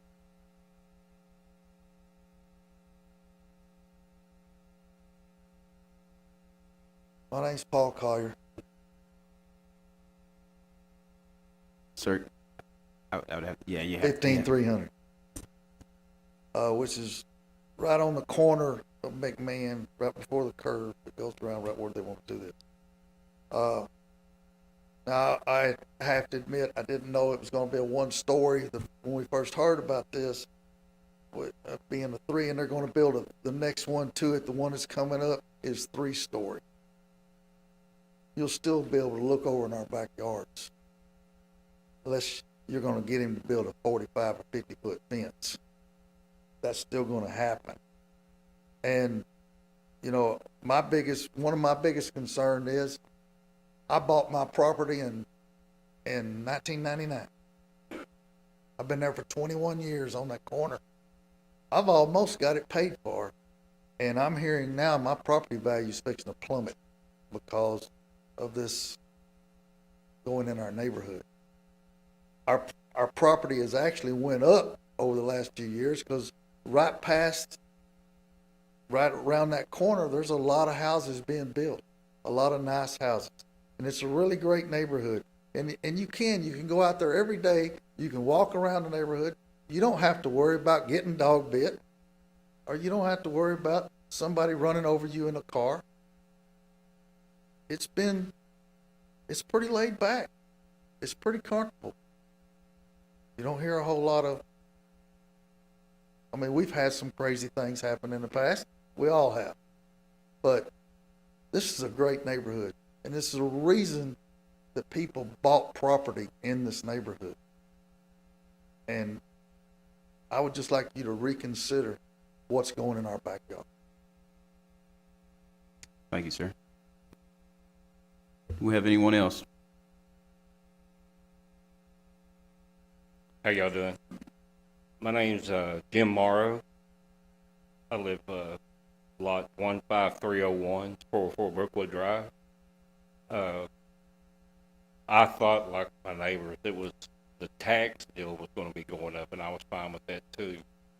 But talked to my next door neighbor, and he was telling me everything about what was going on, and I wanted to come up here and make sure I heard everything first. And one question that really hit me a while ago was when Mr. Capel asked, if y'all rezone this, there's no guarantees he's getting the funding for this. There's none. And if something was to happen, they don't get it and y'all rezone it, what could go in there next? You know, that's a big concern for me. And, you know, they had the presentation with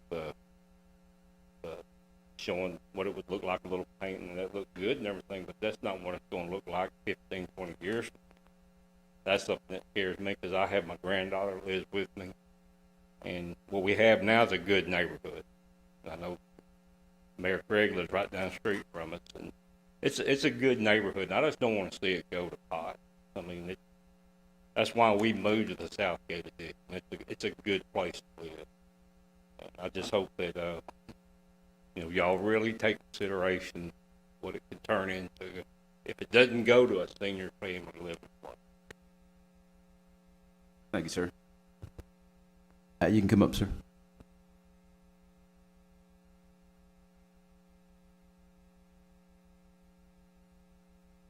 Mr. Kirby, could I get you to mash that button right in the center there? The button right in the center, you have to hold that one down. Oh, okay. Okay. My name's Gerald Kirby, and I happen to own the land, the 5 acres, that's just to the left of the property that we're talking about, and next to Cypress Creek Apartments. And I didn't even know this was coming up. They put this application in unbeknownst to me. There's no contract on my land with these people to do anything. Now, I'm not against what they're showing here putting in, because those look nice. It's something like the community said that didn't look nice, I'd certainly be against it, because I wouldn't want someone to come to my home and do that to my community. And we live in a controlled community, a private lake community, and we have a homeowner association and all that. So I appreciate people's value for their homes. Now, this project here, I'm certainly not against it, because it does look nice, and there is a need for it, obviously. I'm a pharmacist, 100% disabled combat veteran. I had to give up work and sell my pharmacy about 7, 8 years ago because I couldn't continue to work. I bought my property back in 2003, so I've owned it a long time as well. And I bought it as an investment for my, not particularly for me, but for my sons. I have one son who's a deputy sheriff, he's 25. I have another son who's a Marine. He took 2 years off of college to go become a Marine, took a chance to go to Afghanistan, and he's a senior in college now at Engineering University of Texas. So I have my reasons for that being okay, because I would also like to get my property changed to multifamily. But I wouldn't want an eyesore being built there. I think an apartment like Cypress Creek, I would go with that. Someone's going to put something like that in. But I'm like the residents. I wouldn't want, again, something that's not fair to them either. But ironically, I've been paying commercial rates on this land for the last 3 years, and it says my taxes that it's zoned commercial. I talked to Mr. LaCroix yesterday and found out it's single family zone. So I don't know, because my taxes went from like $450 a year to almost $3,000 a year, like 3 years ago. And I thought, okay, well, they just zoned it commercial. And I didn't, because I don't know how this works. Like I said, I just brought the property as an investment. And I know I'm coming up next. I don't know if I need to belabor the point again with y'all. where it is, but like I said, I would be for that project. I'm not part of any part of this project. Over a year ago, we had a contract with these people, assisted living, but they don't speak for me anymore. But because their financing fell through for my property. They had a contract on it for about a year, and it fell through. And to me, assisted living. All right, thank you, sir. May I ask a question just for, just, You have to let yours go. thank you for coming. My name's Sherry Spruill, as I think I've got the right placard. So just to be clear, the issue before us is agenda number 10 about the possible rezoning of this property to multifamily with their hopes that they're going to be able to complete their project as they present it. So, but if I'm understanding correctly, because I'm a little confused, what they're going to ask us to vote on here in a little bit is to rezone this. It's really not about approving that development. It's nice to hear about it, and I think it's a lovely idea. But my understanding is they're asking us to rezone this with the hopes that they're able to complete that process. And I think I'm hearing some of the concerns is if it didn't happen and we put this new zoning in place, what would happen with the next venture? It'd be starting over from ground zero. And I appreciate his presentation, but I don't think that's the issue tonight. It's about the zoning on this property. So with that explanation from me, but trying to clear up my cloudiness, what is your opinion as a neighboring property owner coming up now on this issue on this property, if you don't mind elaborating on that?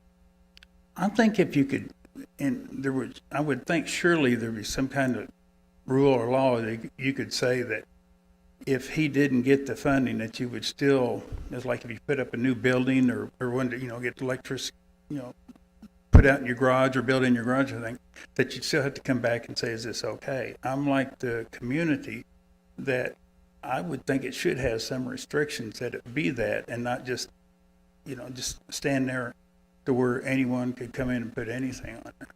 Because, like I said, I want to sell mine. I've got people inquiring now about building apartments there. And understand one man owns the land just to the left of Cypress Creek, and I've talked to him, and he said he's interested if mine's multifamily. But I told him, I said, I want something nice in there, because I'm not going to leave and mess up people as I go. So it's just not the way I like to do things. Thank you. Thank you, sir. Mayor, could I just say something? I want to make sure that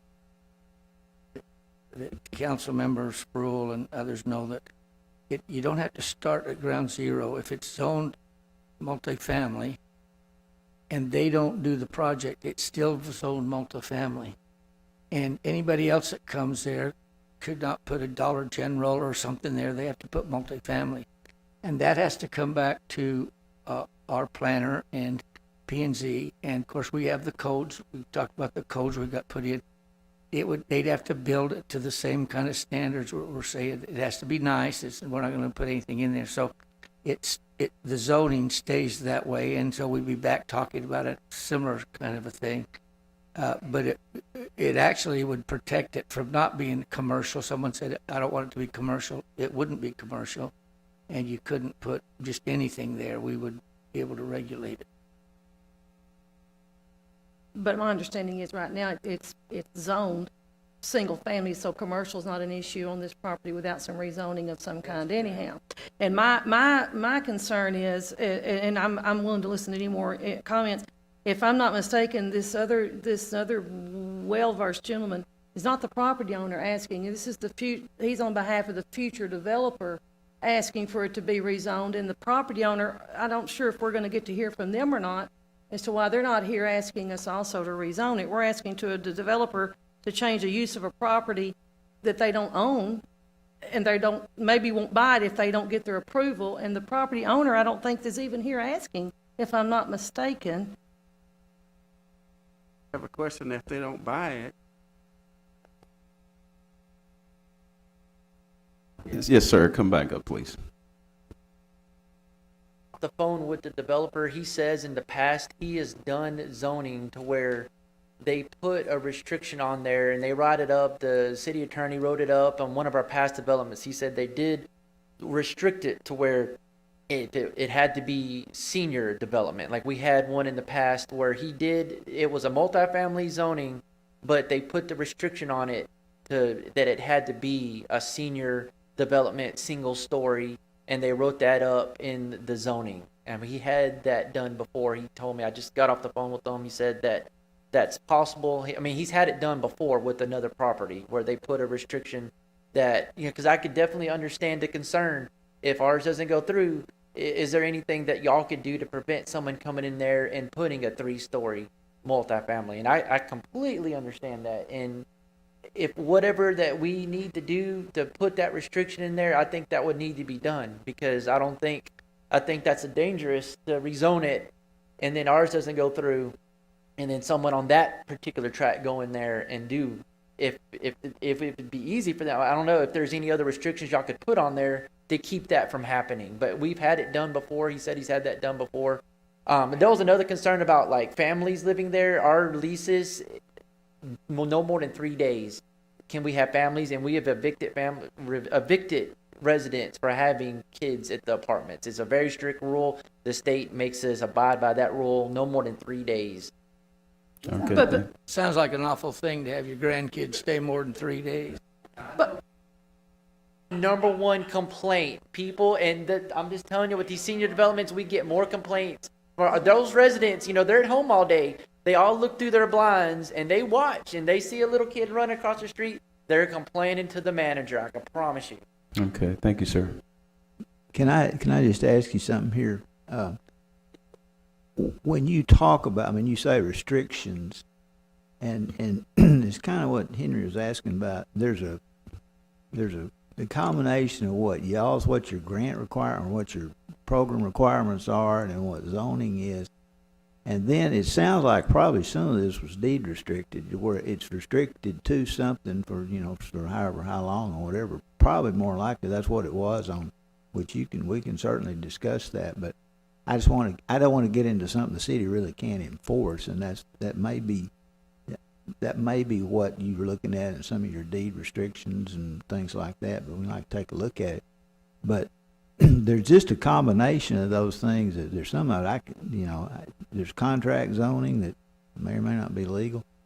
But that's my question to you: whether you're deed restricting it, or you're trying to put it, work it into the zoning, and that's the part I'd want to see before. I'd like to see that part. All right, thank you, Kerry.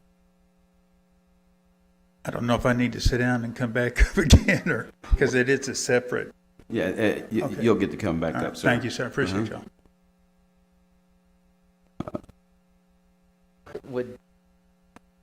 We're fine with deed restriction, whatever we need to do to restrict it to just the single story. And again, if there's a story, if you could restrict it to single story, again, that's more than likely going to be a senior development. No one's going to come in there and develop a multifamily single story development, Okay. But we're fine with any of that, any restrictions, because I completely agree. I think if it's going to be rezoned, I think there needs to be, at least on this track, some sort of restriction in there to prevent, like if it's not us. For us, maybe they're worried about, we might go in there and change it, but we cannot change anything that you see up there on that site plan. Everything submitted, we can't change it from senior to multifamily. We're set in stone with that senior project. Yeah. We cannot change it. All right, thank you, sir. Thank you. Okay, come on up.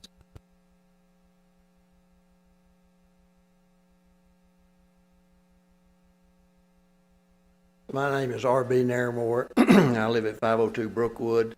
Originally tonight, when I was first told about this, I was probably not in favor of it because I was told it was going to be multi-story and it was going to generate a lot of traffic. Our traffic problems in Southgate are not Tennyson, they're Flory. There's tremendous amount of traffic on Flory because it's a cut-through. The traffic winds up on Tennyson simply because that's the way out to 271 South to circumvent the red lights on South Jefferson. I'm certainly not against seniors. I promise you. I'm pretty much in favor of seniors and them having a place to live. So that argument won't work for me. But I am concerned about, there's a lot of open-ended questions here. And I hear this gentleman say, and I walked in and sat down beside him, really a nice guy. He's from down at College Station. That's the one difference between he and I. He's going to go home tonight. I'm going over on Brookwood tonight, okay? So I would like for a lot of the unknowns to be nailed down. The city protected, the people over there protected. Probably my main concern would be that entrance and or exit, which would dump traffic out into that residential area that they're calling I don't know, just like an alleyway or something. Now, if that can be done through a method of securing that gate and it only being used or opened under emergency situations, police, fire, whatever, I think that would really be a good thing. Because the traffic you're going to put on Tennyson, I don't see that as a problem. Flory is where our traffic comes from. If you live over there, you've been down through there. I don't know how you can restrict this. I guess the city attorney can perhaps counsel you on that. I think I really would appreciate your looking at this a little harder. Now, time restrictions may be an issue for this gentleman. He may have to act within 30 days or 60 days. And again, that would be an issue. But one of the issues that has come up about this, planning and zoning only sent letters to people within like 200 feet of this. I would like for you as a council to get planning and zoning to expand that. I think there are very few people in Southgate that even knew about this. So they don't know if they're opposed or if they're for it. They didn't have a chance to go to planning and zoning or to comment and didn't know to come tonight. I would not have known tonight had not a neighbor of mine asked me. So there's just a lot of open-ended questions here. And to the gentleman's credit, he's answered a lot of them, but a couple of them were, the answer was, I can almost guarantee you. Oh, that's a little spooky with me now. I want that guarantee on paper. And that's, unfortunately, y'all ran for the job, so now it's in your lap. And I know you'll reach a good conclusion, and I think we need development, and again, I'm all for those seniors. So I look to you to work out a solution that works for both the city and developers. We need developers. We need investment in the community, increases the tax base, gives y'all more money to spend, and hopefully us citizens better services. So I just would like you to look at it really hard, and I know you're under a time constraint, or perhaps he is, but that would be my only comment. We thank you, sir. Okay, do we have anyone else? Again, my name's Paul Collier, and I just want you to keep in mind, we just built this huge loop around Mount Pleasant. There's gobs of places to develop. Mm-hmm. I do Okay. have a question. What is your time frame? It would have been the middle of August. They might extend it a couple of weeks because of this funding fiasco, but normally you have to have the zoning in place by the middle of August, and that's when they commit the funds.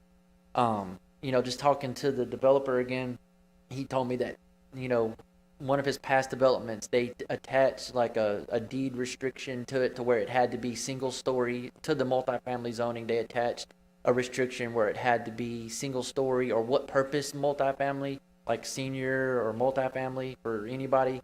So we've had that done before, and it's something that they attach to the zoning and to where, if someone wanted to change it, that they would have to come back to y'all and then have that restriction removed, I guess as part of the zoning process again.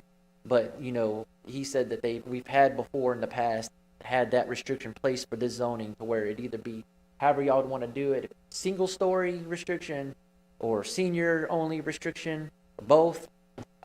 He's had that done before, and I agree. I think that needs to be done because if our deal, there's no guarantees obviously, but I think that should be part of this deal. There should be a restriction there for this specific development, single story and senior. I think that should be part of it if that's possible. Okay. If I could just say something about that, and I think Kerry could speak to it too, but deed restrictions are done by deed holders and not by the city. So we don't get into it, we don't enforce, it's enforced by the development itself, so.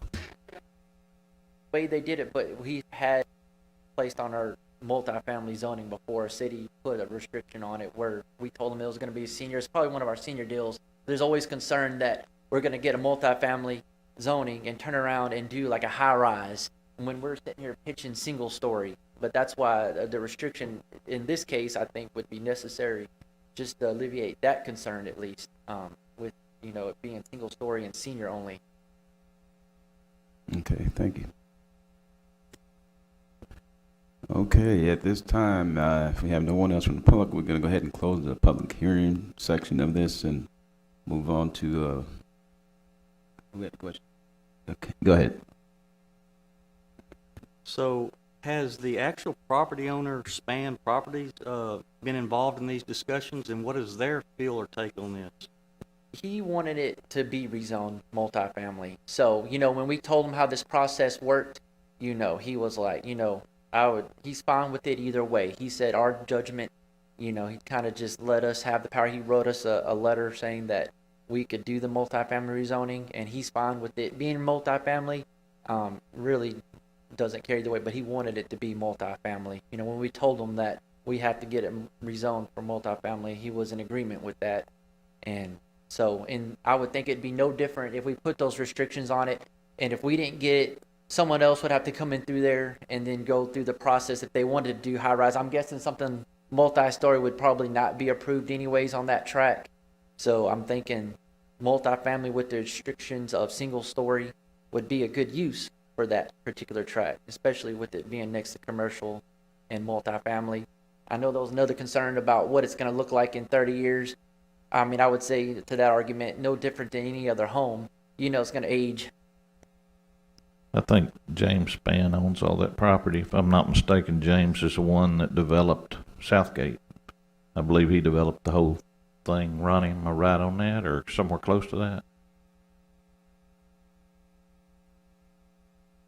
Did he own all of that back space though? Okay, that's what I was thinking. He owned a good bit of that back space back here. Okay, if there's no further questions, I'm going to go ahead and close the public comment section. You got one more? This is more of a code deal, and I just want y'all to understand. He's saying in the past they put restrictions on them. You may be able to do that, may not. That's something probably Kerry would have to look at. But guys, you're going to have to rely on code. We're saying, well, if it doesn't do this or it doesn't, you got to rely on your codes that are set up for multifamily. We have gates, fences, all of that stuff is set up to restrict as to what we do. You have a development agreement, just like we're doing with the Anderson properties.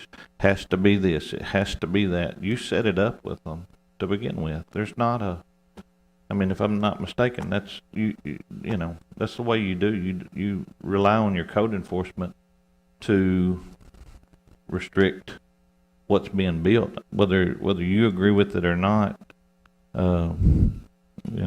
That's just how it is. That's correct. But with all due respect to that too, like there's going to be some sort of a privacy fence type barrier within the maintenance of that fence. The last time I drove down past Walmart, there might have been a code enforcement, but nobody's making sure the fence is staying in good repair. And then so that also affects the aesthetics of the neighborhood. If the privacy fence is not properly and the barrier around is not maintained, then you still have an eyesore and a place for trash to collect and things back behind, that fence on that outside of the fence on the neighborhood side. And I'm not saying I'm for it against at this point. I'm just saying these are things as you know, as a homeowner too, that I would be concerned about it. We may have a code that says we require this and this, but then there's the enforcement of that code. And unless someone has cleaned up that Walmart fence, if y'all hadn't looked at it, like, it's horrible. We'll get code enforcement over there tomorrow, Walmart. I believe Robert said that the fencing is now changed to masonry. I'm not sure how.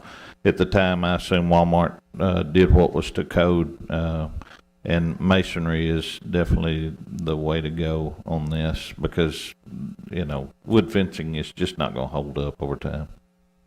Let me double check that whole thing. I have many city codes float around in my head all the time, so I'll have to double check that. I know that screening, solid screening is probably what it refers to.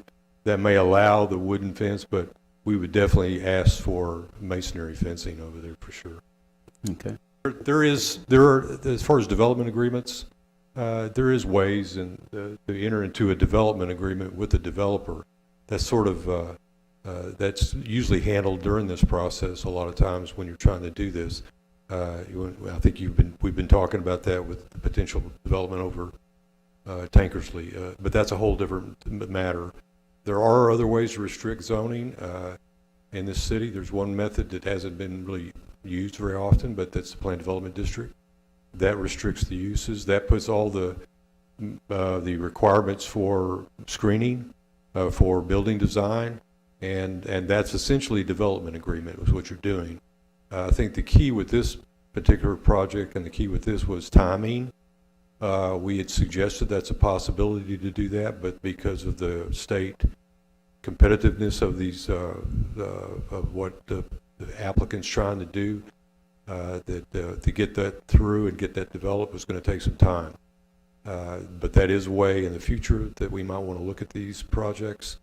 If somebody wants to come in with something that we need more specific restriction and more specific to the use, and restrict the uses and be aware of what it's going to be, then that's the time to pull out the planned development district and really develop a restrictive ordinance written in that can't really be changed unless it comes back to the council. So that might be something to consider. I agree with you. I definitely think going forward, we need to look at that on the planned developments. I also am going to agree with Mr. Nermore's comment. I know maybe now not the time, but our ordinances, whatever area that we send out notices to, I'm sure we regulate that as a council, so we probably need to look at that. And I'd rather send out too many letters and let too many people be involved than not enough. And you know, if they're not interested, they got the letter and they didn't respond, then that's, you know, we can't help that. But I think it's important for people to know about what's coming in their neighborhoods. It's your city, our city. But this plan development is something we definitely need to look at going forward. I wish we would have this. I know times always seem like against us, or always a hurry, rush, you know. I'm not sure why this came so quickly. I mean, I know we talked quite some time ago about this. This came before us. And then it was, I'm going to call it dead in the water. And then all of a sudden it's come back up and it's top priority now. It needs to be done yesterday. And a lot of time that kind of bothers me. I'm not saying yay or nay on this. I'm just saying that sometimes bothers me when that happens, when it's hurry up, do it yesterday. So. Before we vote, Robert, could you come again? I just have one question.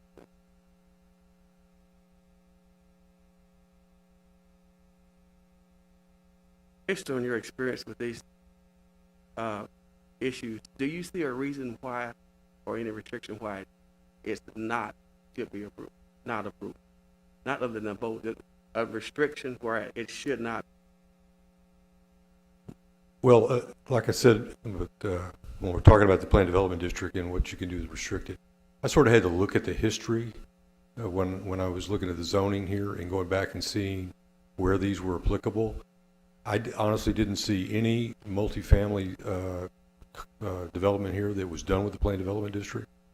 I actually saw, which was sort of different to me, was that rather than multifamily, some of the things weren't zoned multifamily, were more likely zoned commercial For instance, Cypress Creek, it's a good example. It's zoned general retail.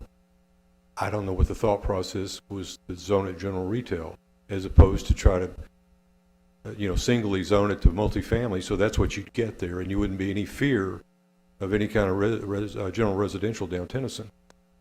And maybe there's other calls for other things there, but the key is to, kind of look at your zoning and look at what you want. I think, and I'm just going to promote that what we're doing today with the comprehensive plan, we're trying to look into that and say, what are those areas that we want to see? So the downside, to answer your question, I don't know. I think if we were concerned about the single-story restrictiveness of it, how it affects the neighborhood, it's really difficult to put a finger on value. I've done this a number of times, and especially multifamily development. And of course, I don't live in this area specific, but the areas that I have lived in that were started out to be smaller communities, there has not been this like it used to be where they build apartments and it would immediately take an effect on the property value. I think that's changed. I think that the sense of affordable housing, how to get affordable housing in your community, has prompted better development of multifamily. It's becoming a reality to a lot of folks that you can't really afford some of the higher housing prices.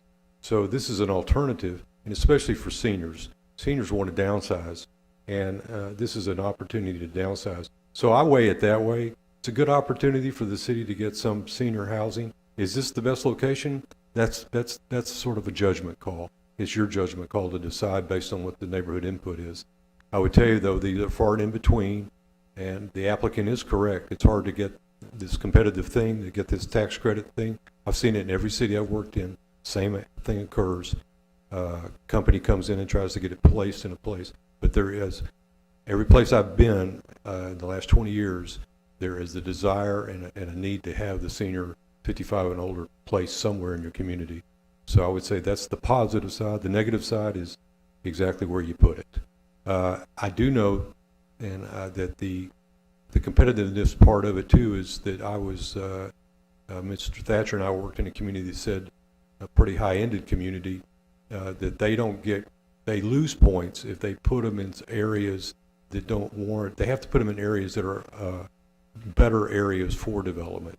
If they don't, they lose competitive points. They can't put them in blighted areas anymore. They have to find areas, or maybe even not commercial areas. They have to find areas that are conducive for residential living. That's why they go. That's probably one of the reasons they're looking at Tennyson, is because it's more of a residential area that you'd want to put it in. And that has a lot to do with their scoring points. But hope that answered the question there.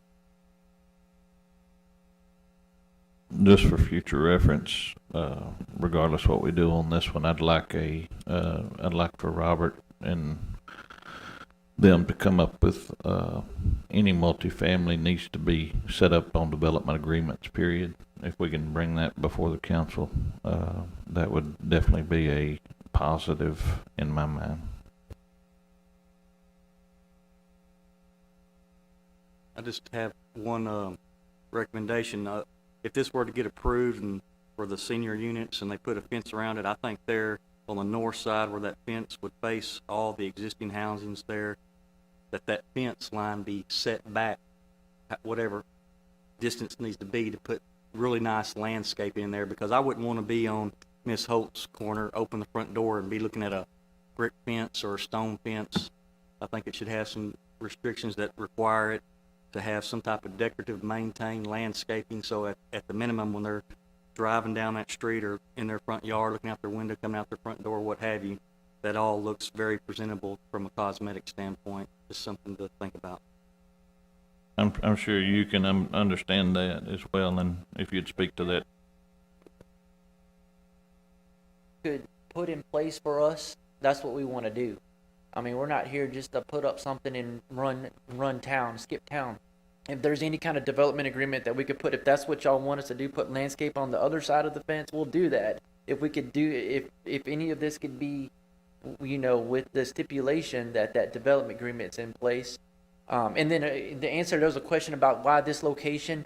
this is the only location, if y'all are ever gonna get a tax credit deal, this is the only, it has to be on this side of town. It has to be in this particular census tract. It's the only census tract that will score high enough. And that's mainly because it's within 2,000 jobs. And I'm guessing it's because of the more commercial area right there. It's within a mile of 2,000 jobs, and that's why it scored really high. So, and that's why we had to pick this location.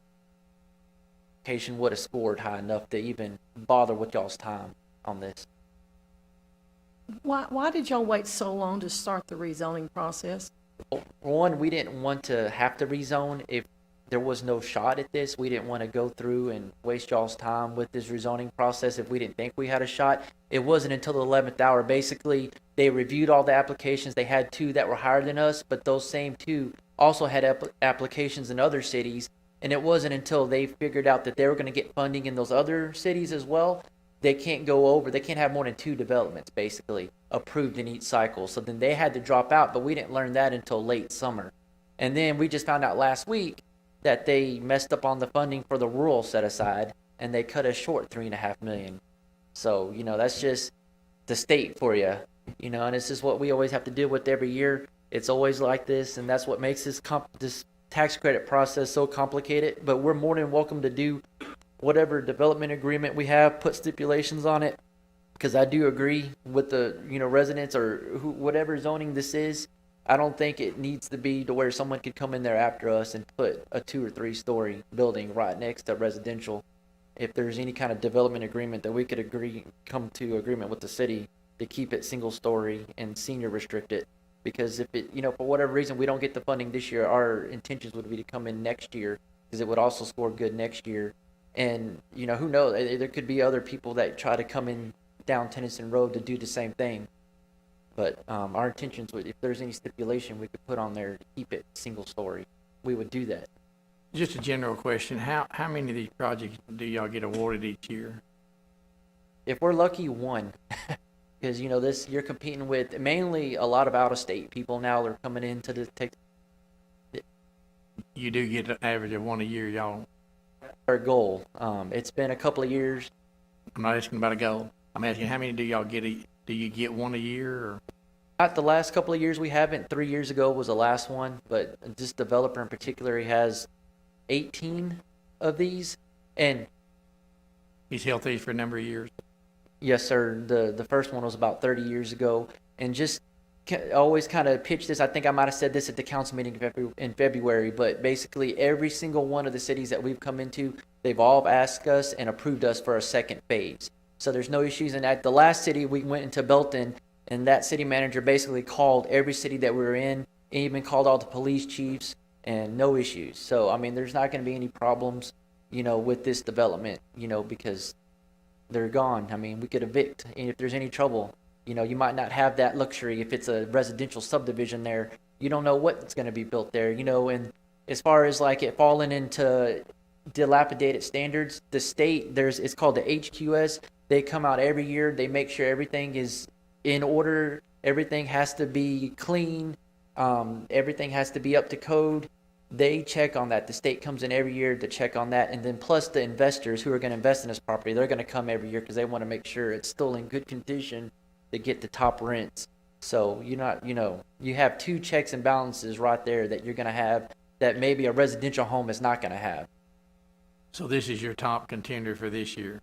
The state, they basically told us this is the one that they prioritize between the 2 that we're doing. This is the one that they prioritize, and they're actually reviewing it right now.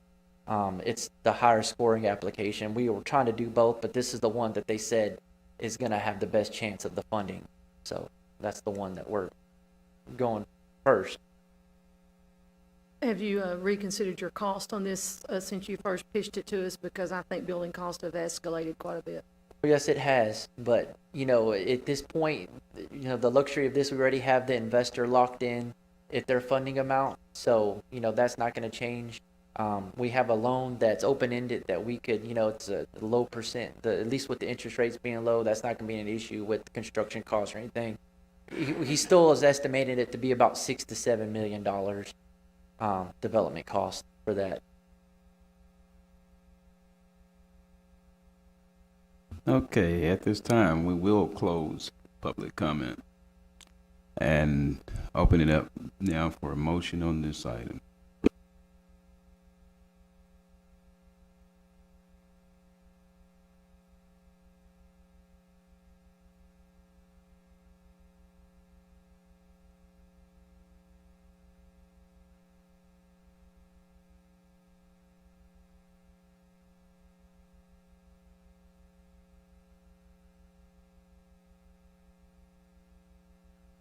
Do we have a motion on this item?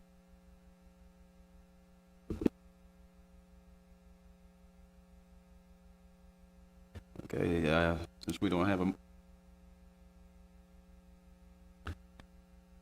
I'll make a motion, for approval of ordinance 2021-16 for the, request from Emmanuel, Glockson, to change zoning single family 1 to multifamily as stated tonight.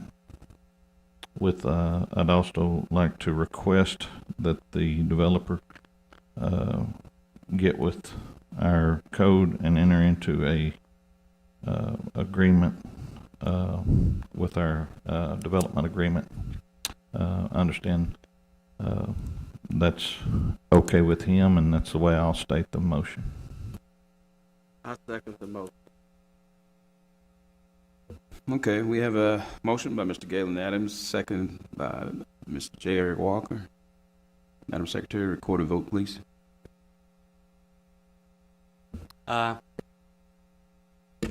Nay.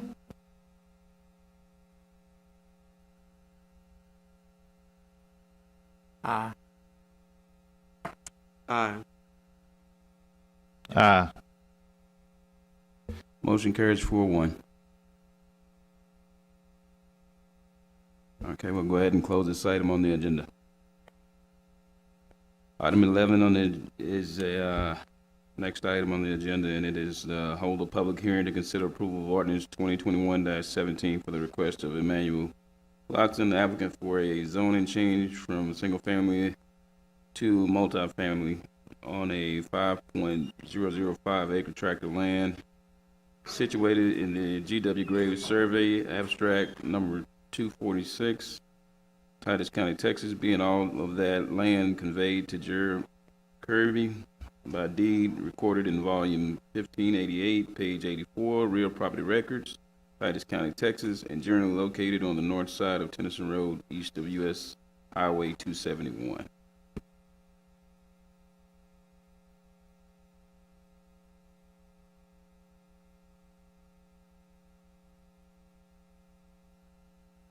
Mayor, Council, this is the last case of zoning tonight, and this is the third one on Tennyson Road, and this is the one we've been talking to. Mr. Kirby is here, and he's spoken to you already, so I'll just briefly go over this. I think you've heard enough detail on what's going on out there.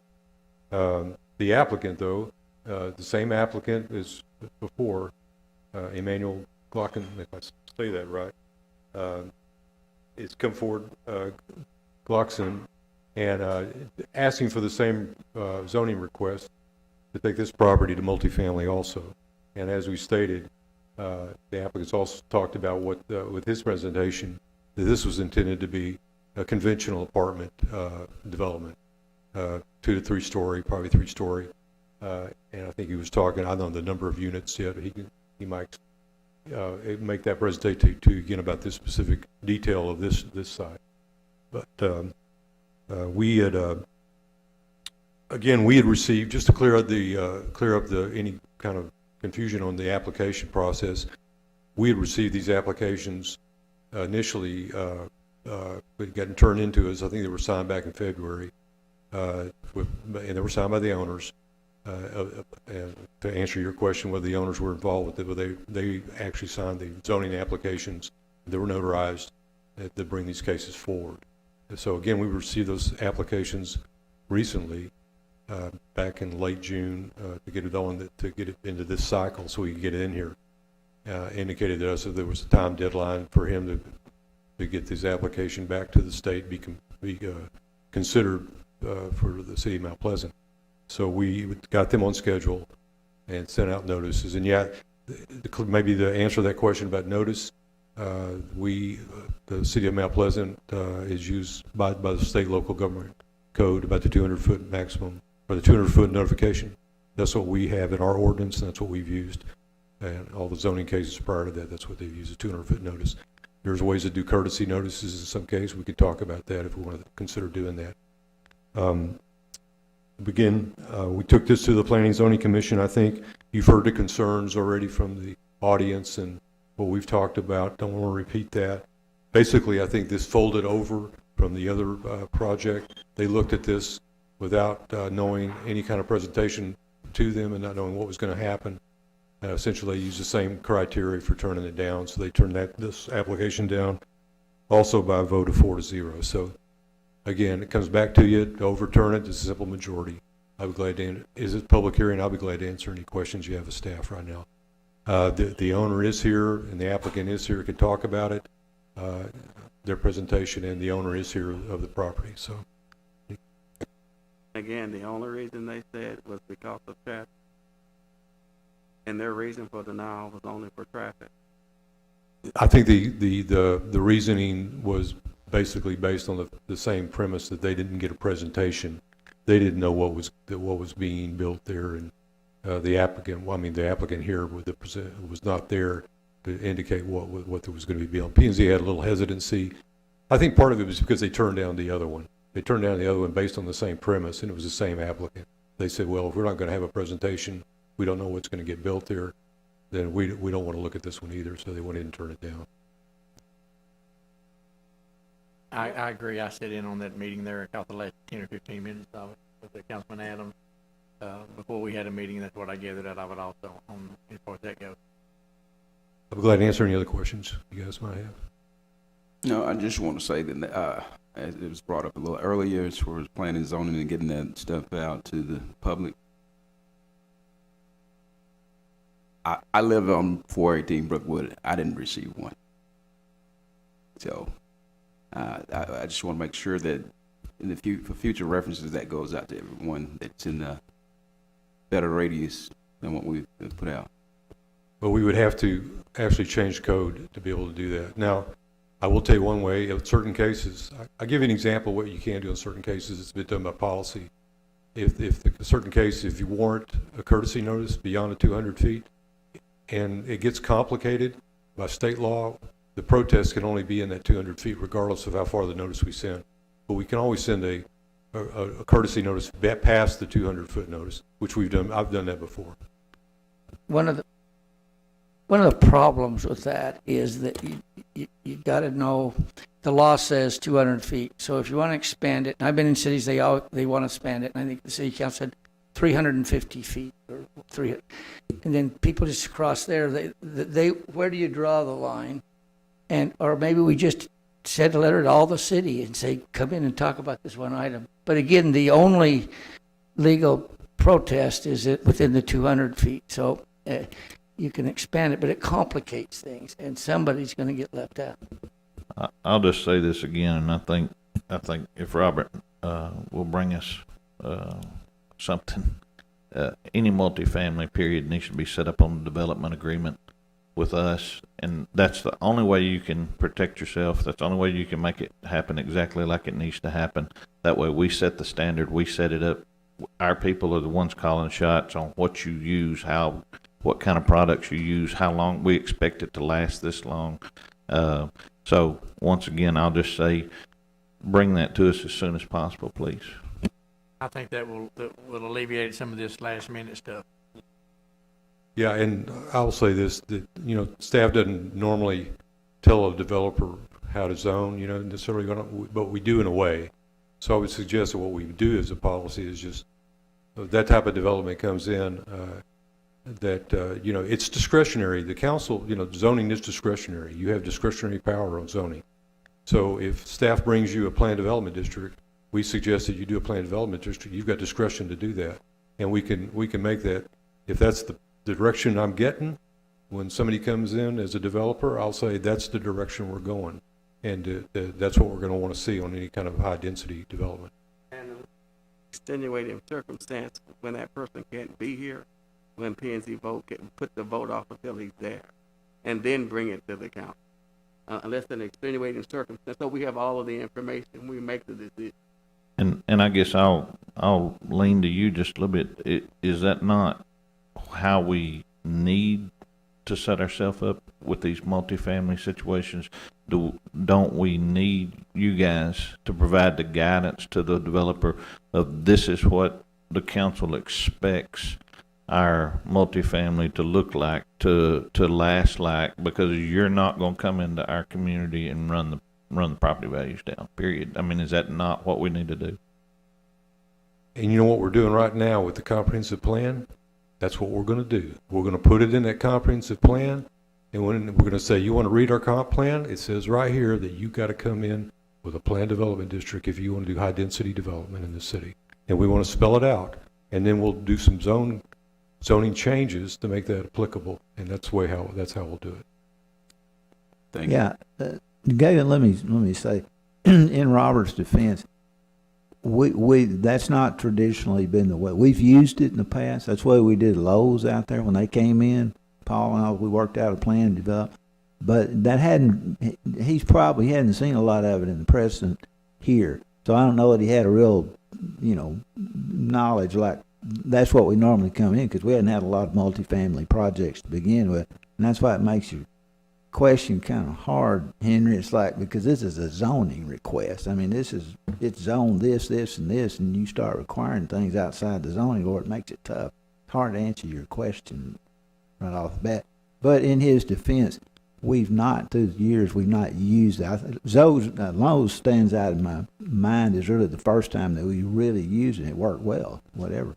And you can see he's working with Anderson right now. So it's kind of a looking forward, not second guessing anything. It's kind of looking forward to how you want to do it in the future. But it makes a big difference. Mr. Kirby?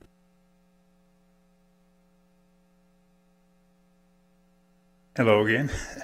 I think you know what I'm asking is multifamily. And again, I agree with everyone. If you have codes to where it's something nice, because like I said, I appreciate the homeowners. I also appreciate I bought the property with of marketing it, selling it, and for multifamily. So, I've been in that road 18 years. I know some of them live there too. So I guess in fairness, I want some fairness put to me as well as them. Yeah. So I would like to ask that I get multifamily, and of course y'all control how well it's done there, which I like the Cypress Creek apartments a lot. Very proud of those. And I guess, and the other thing is I've been paying commercial. So my understanding is already commercial. May I hand you this? That's going to be an appraisal district question, of course, to meet with the appraisal with the CAD and visit with them on that. They set the rates and the.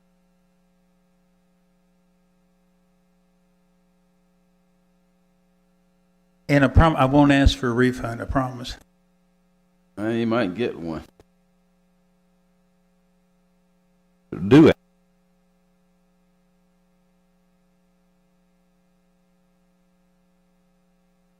Ask. Can someone show us again which piece of property that we're considering exactly, distinctly?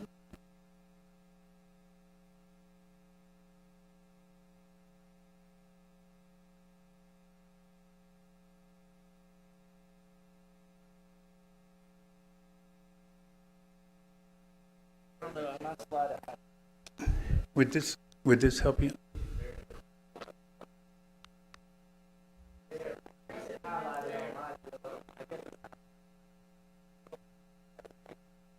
Yeah, there it is. There it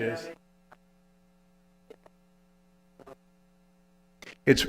It's immediately adjacent to the Cypress Creek Apartments, and it sits on the other side is the plot that you just approved there. So I'm sitting between him and Cypress Creek. But your northern boundary doesn't front any of the homes or any. In other words, whatever happens on your piece of property won't as immediately affect the developed homes there right now.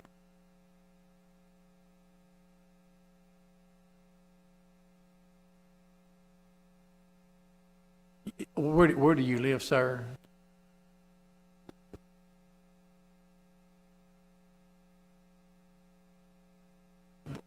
Sir, where do you live? I forget what you said your address.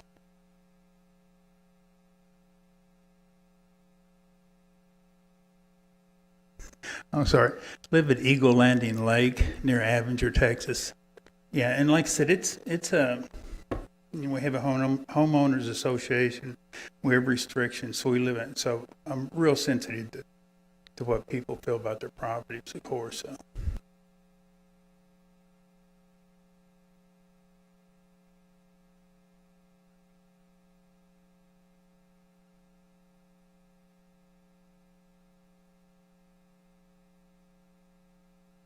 Well, council, we have any questions? I think we had them all pretty much covered in the last item. Anyone from the public at this time? Okay, Carrie Holt. I am not upset that he got what he wanted. That's fine. I mean, I'm not in control. God is. His ways are higher than mine. I'm good. On this property, it's my understanding from what I was told from a neighbor that this is to be a 3-story building. All I ask is that it not be 3 stories. Because if it's 3 stories, when we look out and we look to the west, that's all we're going to see. That would be my only concern with that. The rest of it, at this point, who cares? Because we didn't get what we wanted, so I'm fine with that. I'm good. That's all I would ask of him. Ms. Holt, over here, I've got a question. Just today, when you look out your front door, from your yard, what do you see of the Cypress Creek apartments today, as far as visually? Are you able to see any of it today? Yes, you can see the back side because they cleared off for the power lines. And so, yes, you can see the back side. But that's several feet away from us. Are you seeing the whole, is Cypress Creek, is it 3 stories or is it 2? I believe it's 2. Is it 2? Is it Cypress, so Cypress Creek, so can you see the entire from bottom, or are you just seeing kind of the top of the 2nd story? You can only see from about the middle up. But it's only like a little bit of the back side. It's not the whole thing. So if you go 3 stories, then that's really what we're going to be seeing. Thank you, Carrie. I didn't know if that was possible. When I was clicking through the thing, I couldn't find my old slides. But we had it was 2-story. We've never done 3-story. So you're saying this won't be a 3-story?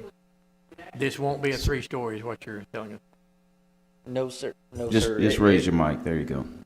It was just, and we'll pull up, we have the elevations here. It's 2-story, and actually it's kind of like a hybrid. It's only like the middle part of it. It's 2-story, and then it's 1-story on.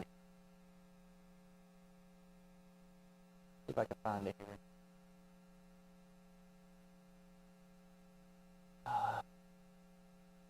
So, and there would be 3 of those. I mean, in our proposed development, it would be 3. And I'm guessing because of that layout of what we're doing, this is pretty much what you're going to see.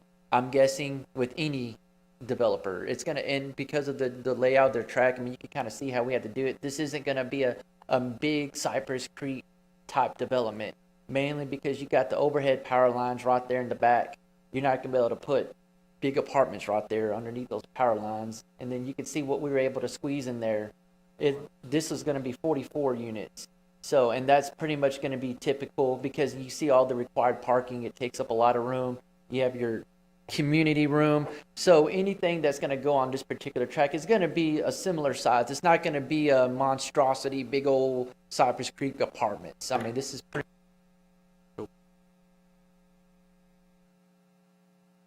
Well, this is my property, and I don't know how he's pitching my property, to be honest.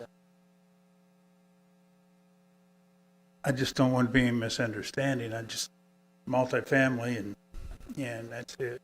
Yeah, this is more.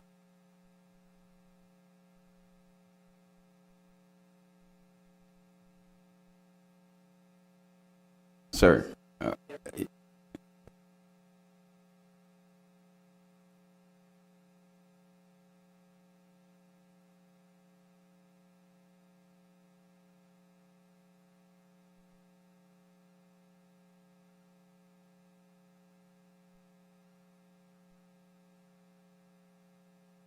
One's called the family side.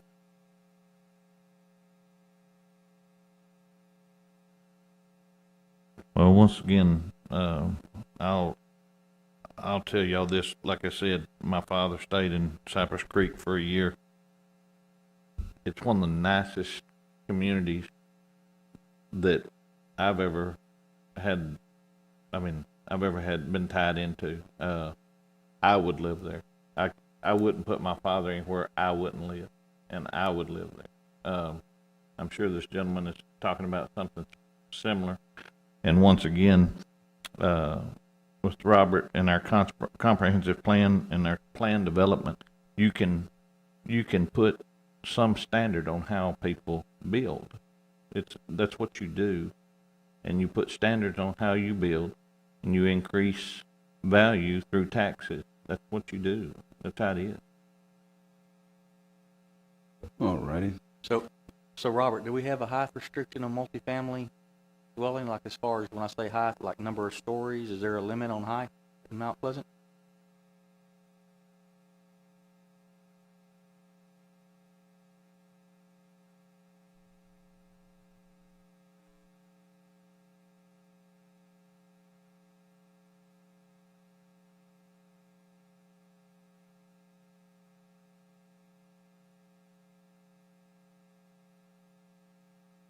Any more questions from the council?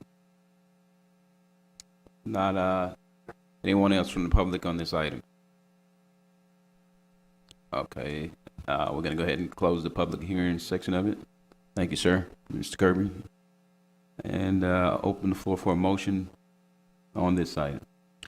I'll move approval of ordinance 2021-17 for the request of Emmanuel Glockson, approving zoning change, single family 1 to multifamily as stated.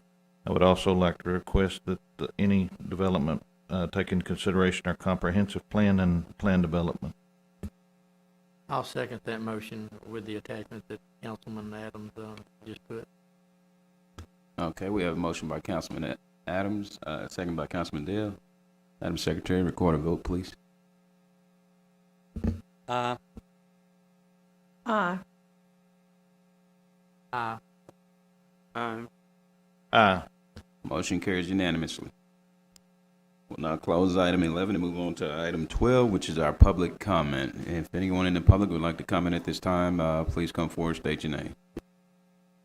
We appreciate everyone being here tonight. Appreciate your. Okay, we'll go ahead and close the public comment. Did we have anything online? Okay, we'll go ahead and close public comment and get ready to move on to our city manager's report.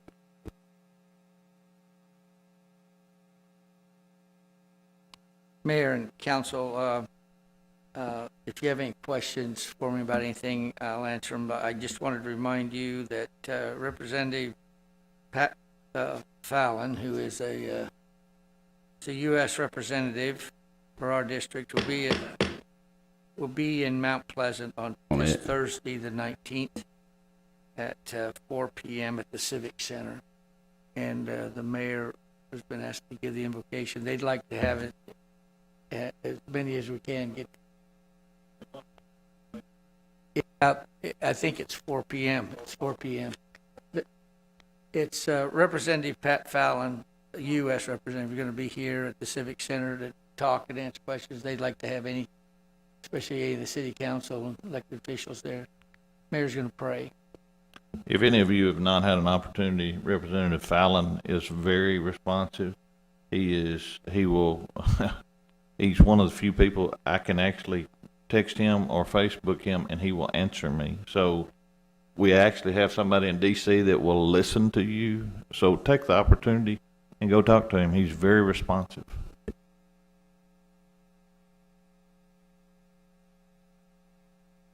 That's all.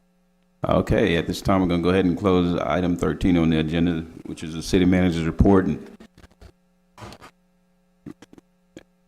at this time, we're gonna go ahead and move on to our executive session pursuant to Open Meetings Act, Chapter 551, Texas Government Code. The city council will recess into an executive session to discuss the following: personnel matters, to discuss the appointment, employment, evaluation, reassignment, duties, discipline, or dismissal of public officer or employee. City manager, do you wish to have open or closed? Close, please. Okay, at this time, we're going to the executive session. Mayor, you need to, there's an updated agenda up there in front of you, and there's also for real estate.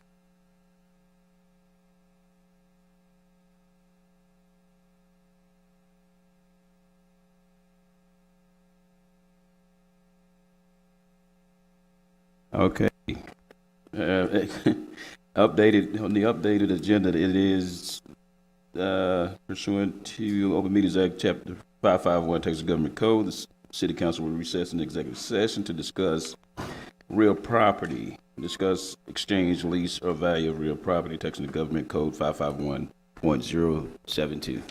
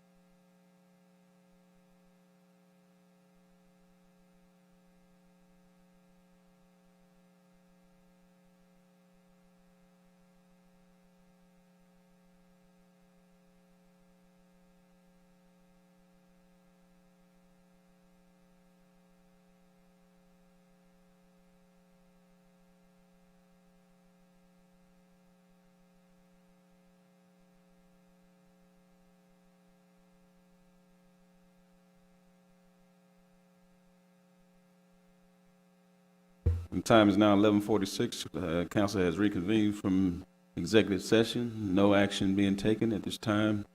The council will be adjourned.